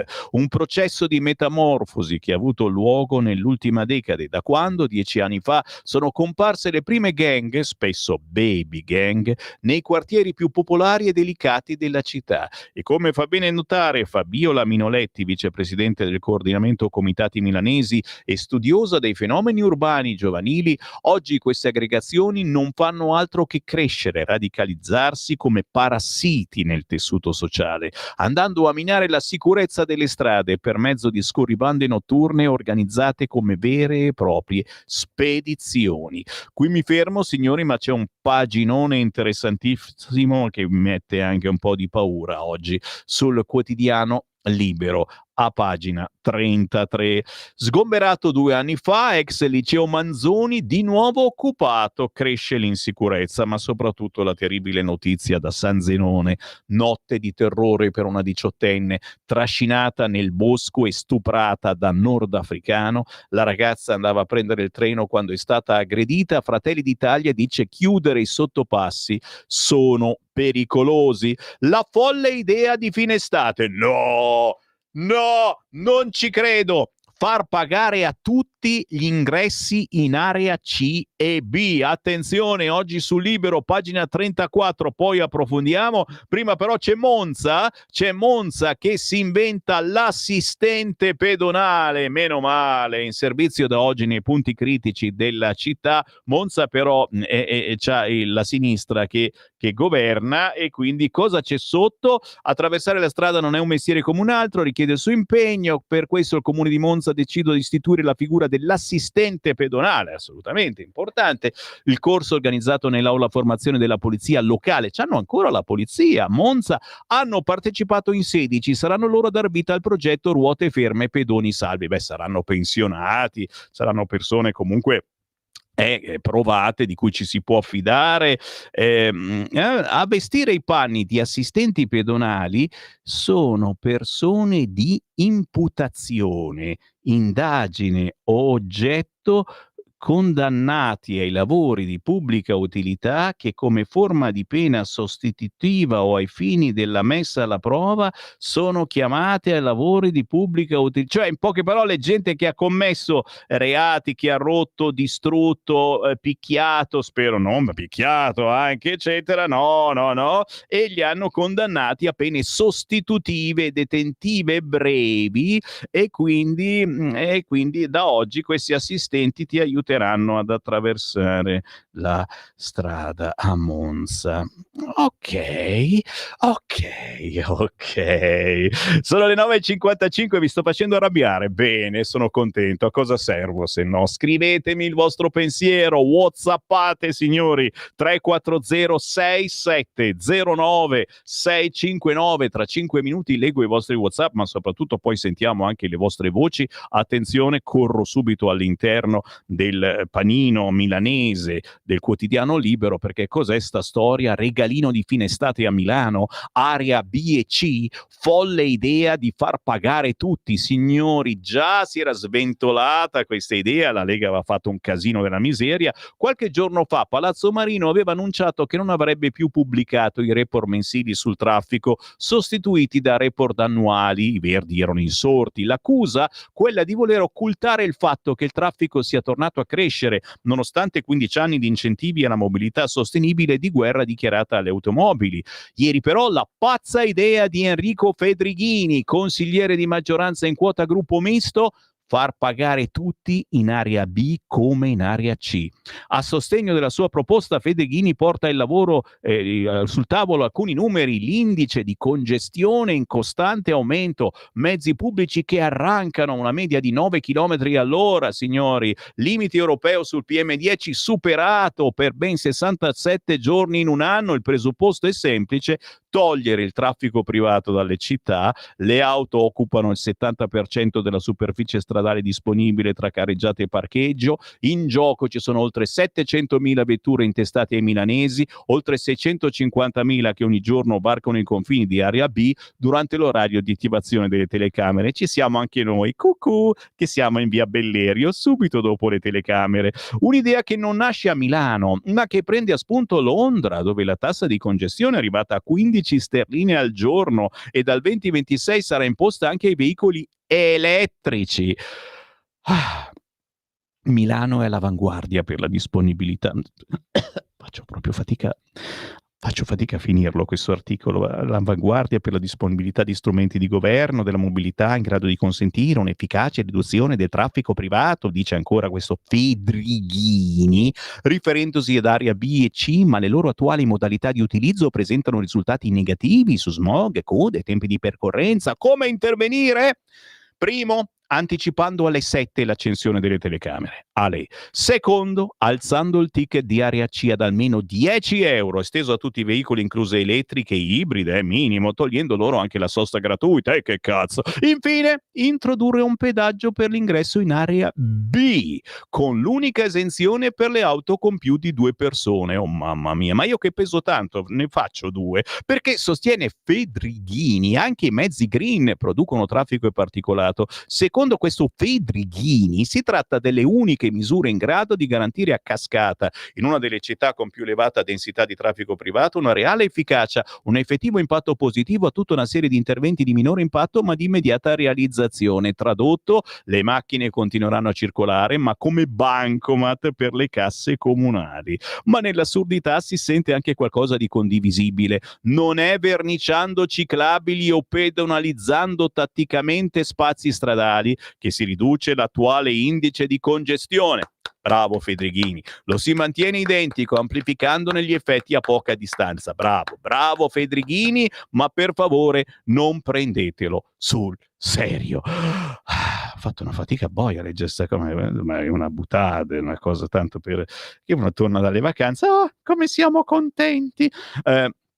Nel panino milanese, poi all'interno del quotidiano Libero, oggi prezioso veramente, c'è un paginone sulle nuove baby gang islamiche che si spartiscono il territorio e sul dramma della 18enne pestata e stuprata da nordafricano e allarme sottopassi. Chiaro che il sottopasso, se lo fai alle 11 a mezzanotte, fallo in compagnia. Tu dici, ma perché in compagnia? Quante cose abbiamo letto di ragazzo e ragazza, la ragazza viene stuprata mentre il ragazzo lo tengono fermo, punto di domanda. È il caso forse di reagire in maniera, no, non dico di fare le ronde, lo sapete, arrestano pure quelle, alle ronde le beccano, all'immigrato no. Facciamo qualche cosa di più? Io rispondo in un sol modo: ci vuole la Lega. Stai ascoltando Radio Libertà, la tua voce libera, senza filtri né censure, la tua radio.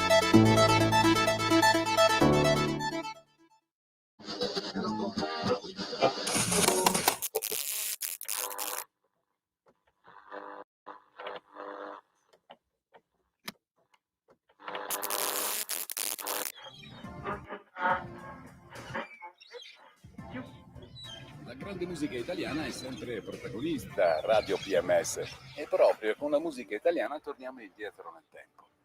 Torniamo al 1982, quando un artista italiano fece sognare milioni di persone, compreso il sottoscritto. Lui è Sandro Giacobbe. Il brano è Sarà la nostalgia. La grande musica su Radio PMS.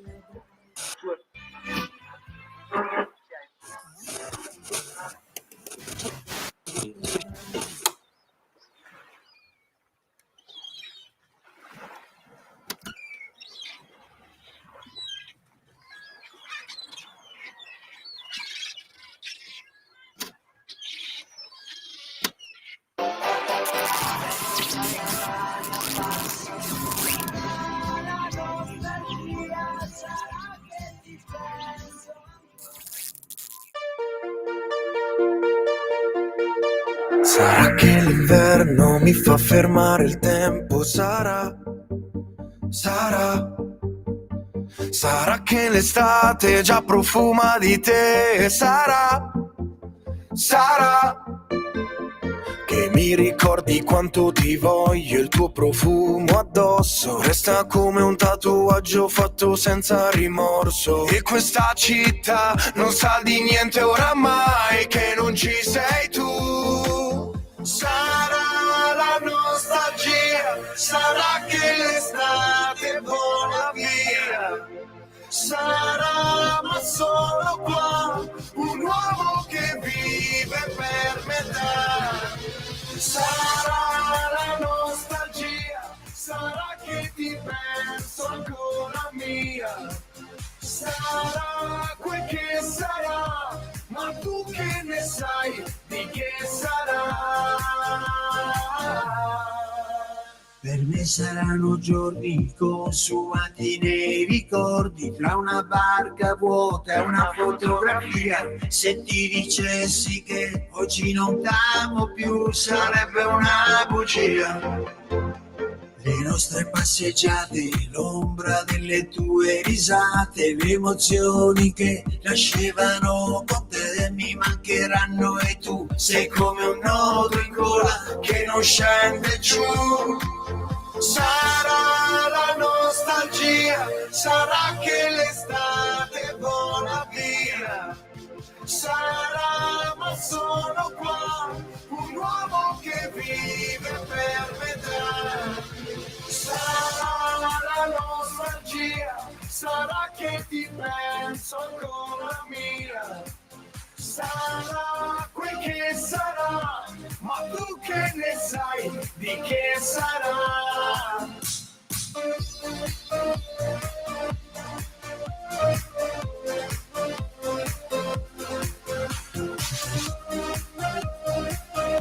Ma tu che ne sai di che sarà?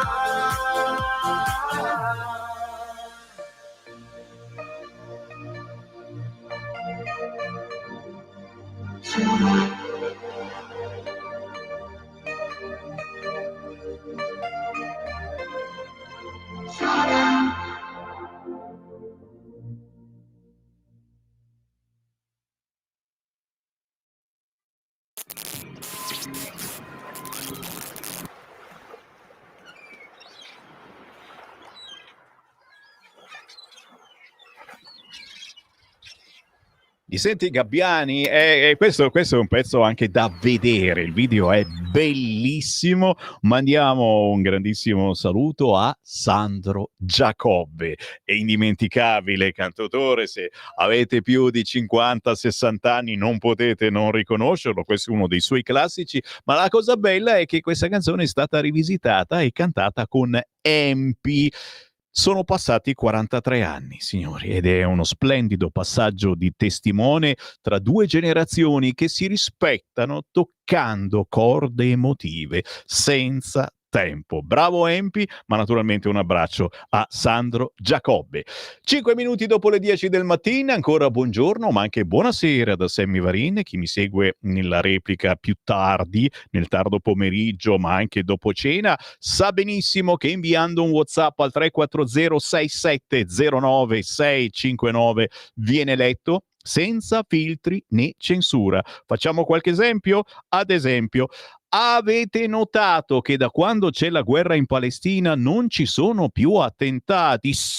Silenzio! È uno dei nostri veramente problemini, perché ci manca solo quello, ragazzi. È il famoso kebabaro che ti fa il kebab così buono. Non è che uno di quelli dormienti che aspetta l'ordine. No, è Sammy Varin che fa il terrorista, assolutamente no. Questo perché non vogliono invertire il consenso costruito a dovere. Damas, scrive un ascoltatore che non si firma. Ma quale accompagnatore? Torniamo alla violenza di San Zenone al Lambro. Anni fa, quando c'erano meno immigrati, le ragazze non avevano niente da temere alle 11 di sera. Silvio da Torino.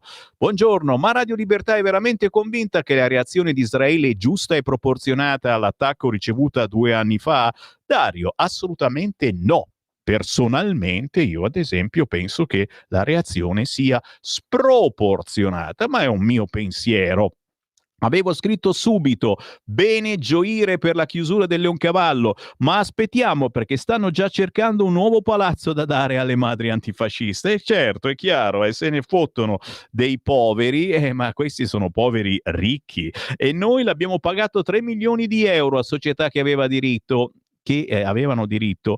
Non mi faccio illusioni, ci scrive il Maurizio. Ancora WhatsApp, ma Maiorino non ha manifestato quando anni fa la polizia ha chiuso definitivamente il locale L'Incontro, locale frequentato da coppie scambiste, soprattutto da trans. Maurizio, Manzoni, scusa, ma come fai a sapere queste cose tu?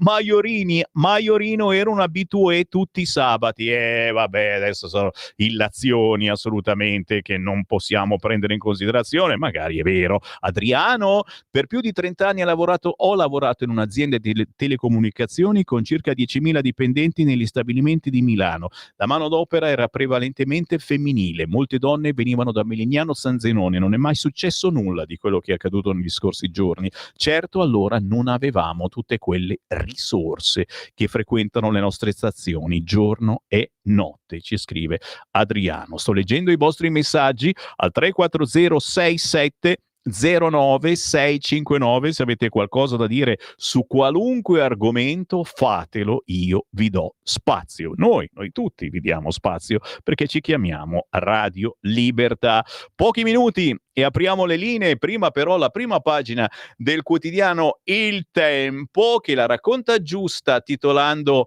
Bancomat Hamas. La missione di Ascari e di Di Battista in Siria insieme ad Hannoun e Hijazi, l'obiettivo caccia ai finanziamenti, e sui social gli esponenti del 5 Stelle hanno lanciato una raccolta fondi per l'associazione sanzionata dagli USA con l'accusa di finanziare i terroristi. Bancomat Hamas.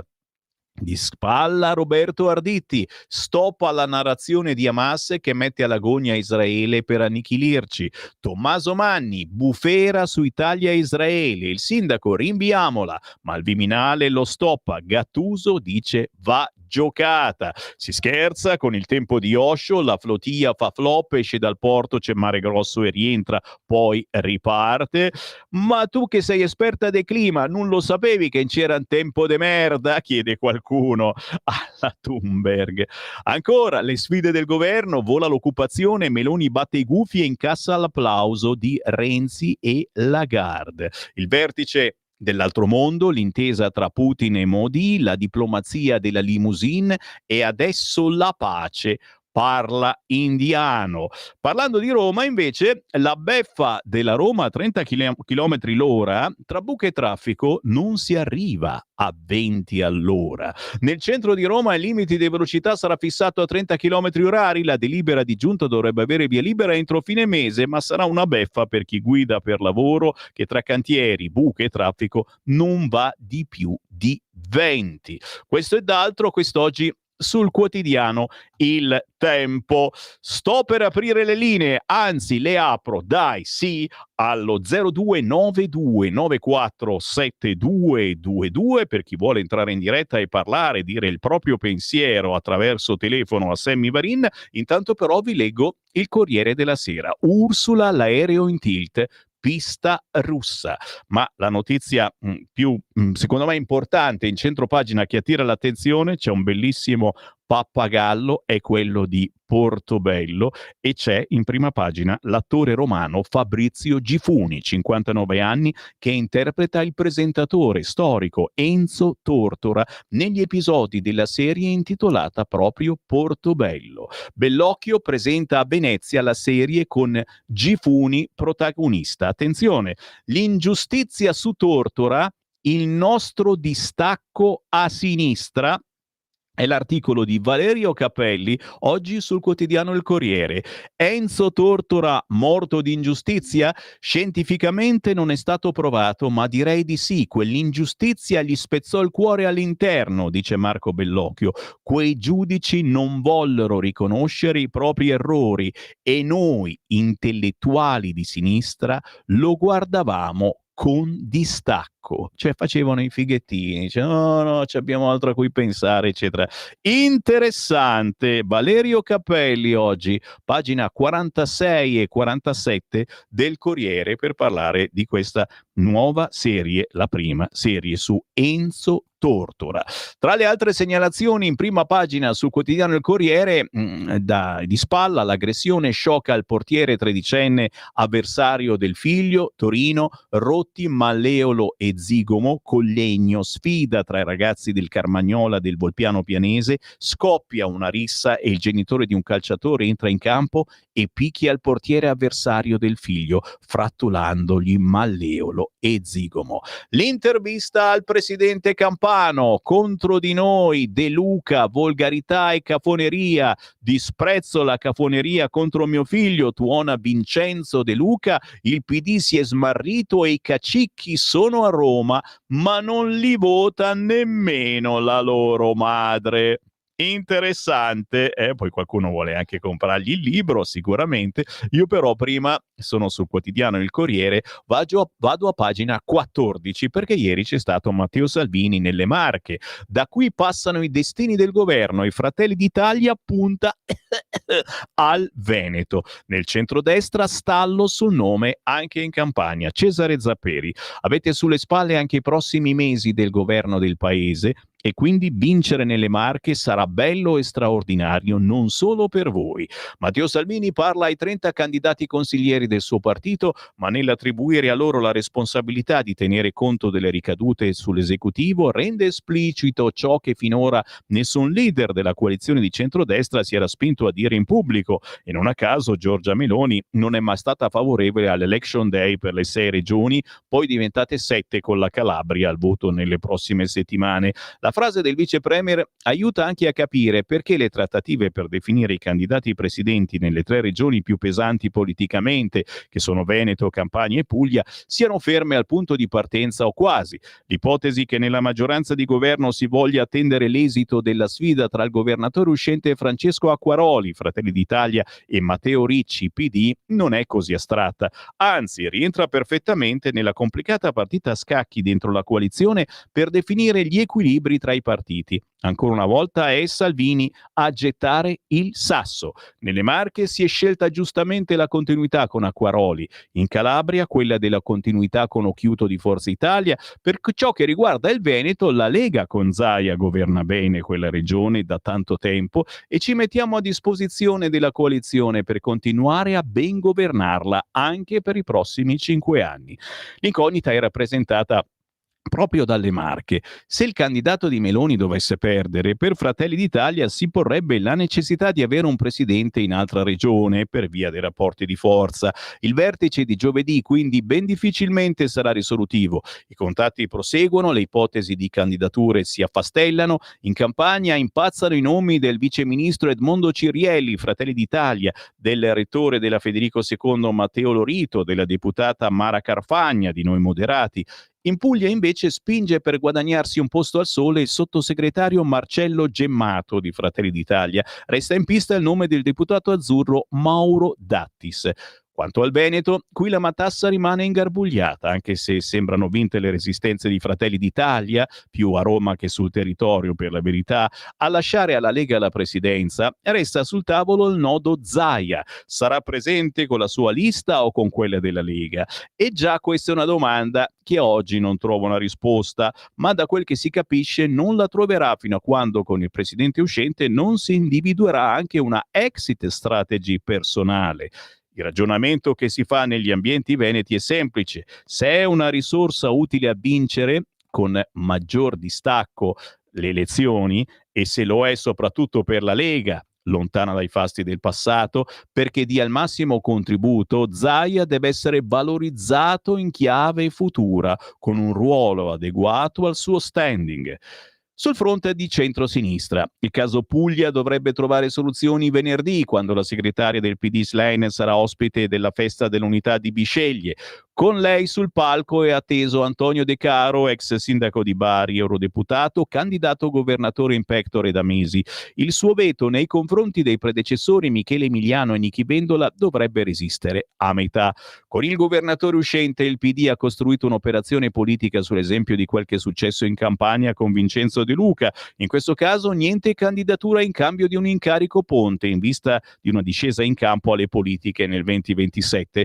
Impossibile invece ottenere un dietrofront da Vendola, espressione di AVS che non intende farsi indicare dagli alleati chi candidare e chi no.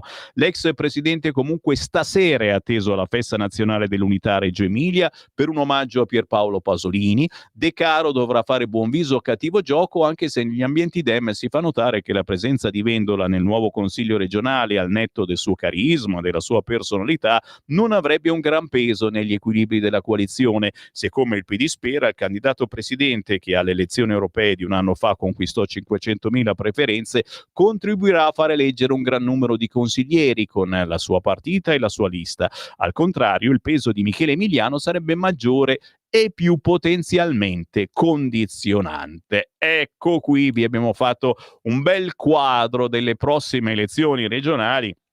Chiaramente, signori, il bello poi è vivere le emozioni della politica in versione autunno-inverno partecipando alla kermesse della Lega del 21 di settembre a Pontida. Intanto però facciamo anche un giro di telefonate. Chi vuole parlare con me chiami ora allo 02 9294 7222. Sentiamo le vostre voci. Pronto?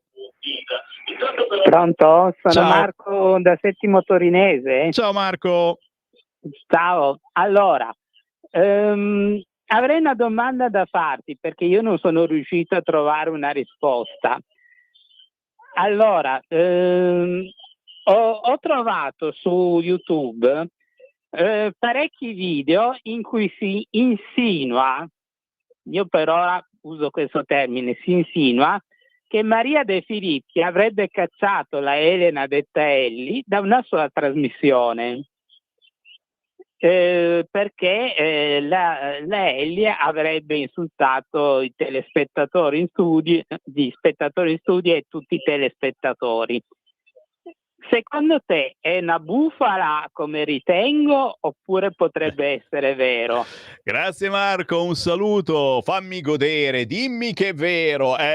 Penso proprio di no, ma se ne sapete qualcosa di più fatecelo sapere. WhatsAppate al 340 6709 659, so che vi interessa, pagina 15, il Corriere, disprezzo la cafoneria contro mio figlio, Fico, l'inceneritore sta bene lì dov'è. Signori, Vincenzo De Luca ha spupazzato anche dal Corriere per il suo nuovo libro La sfida, dice il PD ha smarrito le ragioni originarie, i cacicchi, chi ha ruoli nazionali ma neanche un voto. Ragazzi, la Schlein, cosa dice sulla Schlein? Il PD si è immaginato un profilo radicale per riprendere respiro ma non basta, occorre un rapporto con i cattolici. Donald Trump ha cambiato brutalmente gli equilibri internazionali, per il suo sistema decisionale la democrazia è un ostacolo, ma ne dice contro tutti, soprattutto contro il suo stesso partito. Il suo nuovo libro è La sfida, libro del governatore della Campania Vincenzo De Luca, edito da PM da oggi in libreria. Pronto? Ciao Sammy, sono Marco da Mantova. Buongiorno.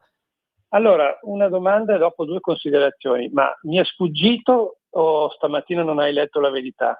Ah, siete veramente non attenti, ma attentissimi, è vero, manca. Ok. Allora, la prima considerazione riguardo a quella ragazza di 18 anni che è stata stuprata alle 11 di sera all'uscita di una stazione ferroviaria nel Milanese. Sono arrivate alcune mail che mi hanno lasciato veramente perplesso. Perché questa ragazza non è stata accompagnata da qualcuno? No. Perché questa ragazza non ha potuto muoversi in autonomia? Dobbiamo farcela questa domanda, perché negli anni 80 Mantova non è Milano, siamo d'accordo, però le ragazze potevano girare davvero da sole alle 2 di notte che non sarebbe accaduto nulla. Oggi nemmeno qui è più possibile. Però invece di chiedersi il perché non hanno accompagnato questa ragazza per evitarle di essere aggredita, dobbiamo chiederci il perché questa ragazza è stata aggredita. Perché le nostre città, i nostri paesi sono piene di gente che non può convivere con noi, perché hanno degli altri valori, o semplicemente perché è gente che, vivendo di espedienti, vivendo in maniera opposta alla nostra, fa diventare qualsiasi luogo d'Italia pericoloso.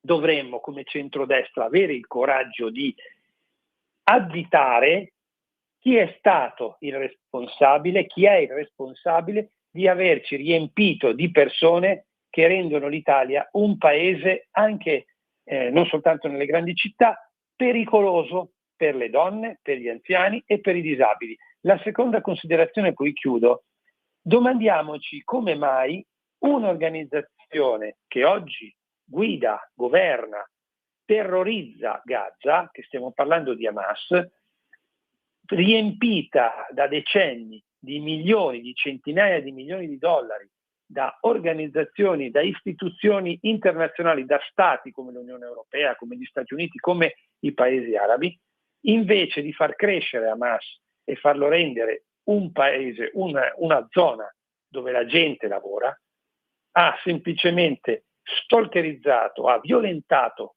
la sua gente e ancora oggi governa, e perché mai Israele dovrebbe fermarsi quando ha in Hamas una organizzazione che ha nello statuto la distruzione di Israele. È come se noi avessimo San Marino, che da quando è nato, non me ne vogliono i sammarinesi, e da quando è nato ha nel suo statuto la distruzione dell'Italia o di una qualsiasi regione italiana. Perché io devo convivere con un'entità che da quando esiste mi vuole distruggere? Lo farà sempre. Ciao Sammy, grazie. Grazie per queste meditazioni, e certamente ci stanno anche contattando ascoltatori che giustamente mettono sul tavolo ulteriori argomentazioni sul fatto immigrazione. È chiaro, questi devono ritornare al loro paese, sono illegalmente qui e devono ritornare. Remigrazione, si chiama così, siamo gli unici noi della Lega a dire questa frase e che fa incacchiare moltissimo la sinistra.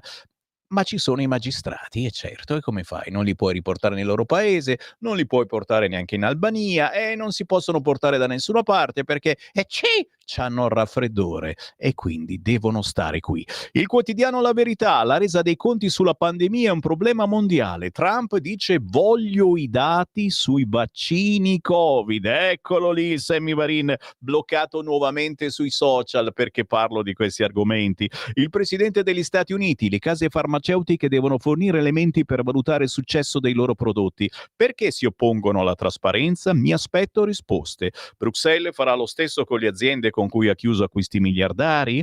Intanto Fratelli d'Italia e Lega, dopo la pubblicazione dei bilanci di Gimbe, dicono carta bellotta? Altro che indipendente, punto esclamativo. Macron strilla per evitare di beccarsi un Monti. Dietro gli attacchi scomposti di Bayrou all'Italia c'è una strategia precisa: rompere le regole europee che ci vennero imposte tra le risate di Merkel e Sarkozy. Ricordate?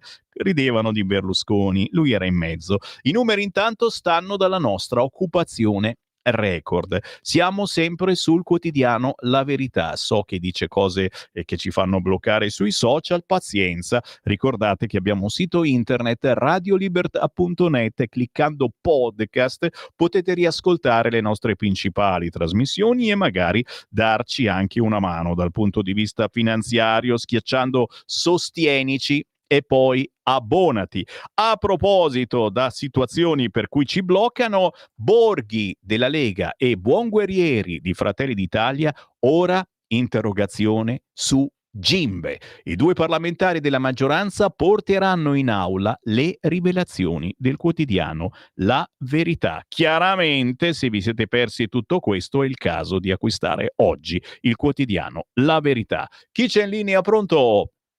Pronto, ciao Sammy. Qui. Sono Ornella, ciao. Sono felicissima che tu sia tornato. Anche io di risentirti. Anche se ringrazio tanto anche Antonino, perché grandissimo, ci ha fatto tanta compagnia. Ascolta, io non ho potuto seguirti stamattina perché ho dovuto portare la macchina dal meccanico che mi si è rotta la marmitta. Cioè, la aggiustiamo. È colpa di Putin? È colpa di Putin, ma no, quello lo dice qualcuno chiaramente, ma viene assolutamente smentita la notizia. Ciao, benvenuto, ciao. Grazie, un abbraccione anche alla marmitta. Chiaramente chi mi ha acceso in ritardo, questa sera dopo le 18 ritorno in onda e dirò, ve lo prometto, le stesse cose che ho detto questa mattina. Chi c'è in linea? Pronto? Pronto, buongiorno Sammy, Daniel Deiseo, come stai? Grazie, abbastanza, e tu? Mi fa piacere, ti sto ascoltando mentre sto facendo una camminata, mi fa piacere di sentirti. Vai. E verrò sicuramente a trovarti allo stand di Pontida, quindi aspettami con cappellino e gadget. Grazie. Volevo dire che ho ascoltato Marco da Mantova, ha fatto un bellissimo intervento, quindi diciamo che sono molto d'accordo su quello che ha detto. Volevo solamente dire sulla politica estera che sono un po' preoccupato della reazione di Trump, che avrà nelle prossime settimane a seguito degli incontri che ci sono stati ieri, e ovviamente conosciamo Trump e aspettiamoci di tutto. Buona giornata a tutti, ciao! Grazie Daniele, un saluto a tutti i ragazzi che suonano la fisarmonica. L'ultima chiamata 029-294-7222. Pronto? Pronto? Buongiorno. Mi sente Sammy? Prego. Sì, buongiorno. D'accordo con l'ascoltatore che ha fatto quella disamina sull'immigrazione, veramente bravo, veramente d'accordo. Una cosa soltanto, la pala non si sente più parlare della pala del Carpaccio che deve essere portata in Slovenia a braccia dal signor Mattarella per restituirgliela, però non si capisce per quale motivo, che cosa c'è sotto il Vaticano, Mattarella, non si capisce, che qualcuno ce lo spieghi, ce lo dica. Tutto qua, te che capito Semi? Io non ho capito un tubo sulla pala. Ciao. Grazie, e che pale è sta pala. Sammy, facevo il taxista e captava spesso di portarla a casa alle 6 del mattino, il Maiorino, portarlo a casa. Oh, i cacicchi sono ovunque, ma il caciucco è solo a Livorno. È un grande saluto ai caciucchi di tutto il mondo. Sammy Varin è pronto ad andarsene, ma c'è anche Giulio con la scorta, Giulio Cainarca, prontissimo ad andare in onda. Tranquilli, io ritorno in tarda mattinata, a mezzogiorno ritorna Regioniamoci e io torno alle 12:30. Avete ascoltato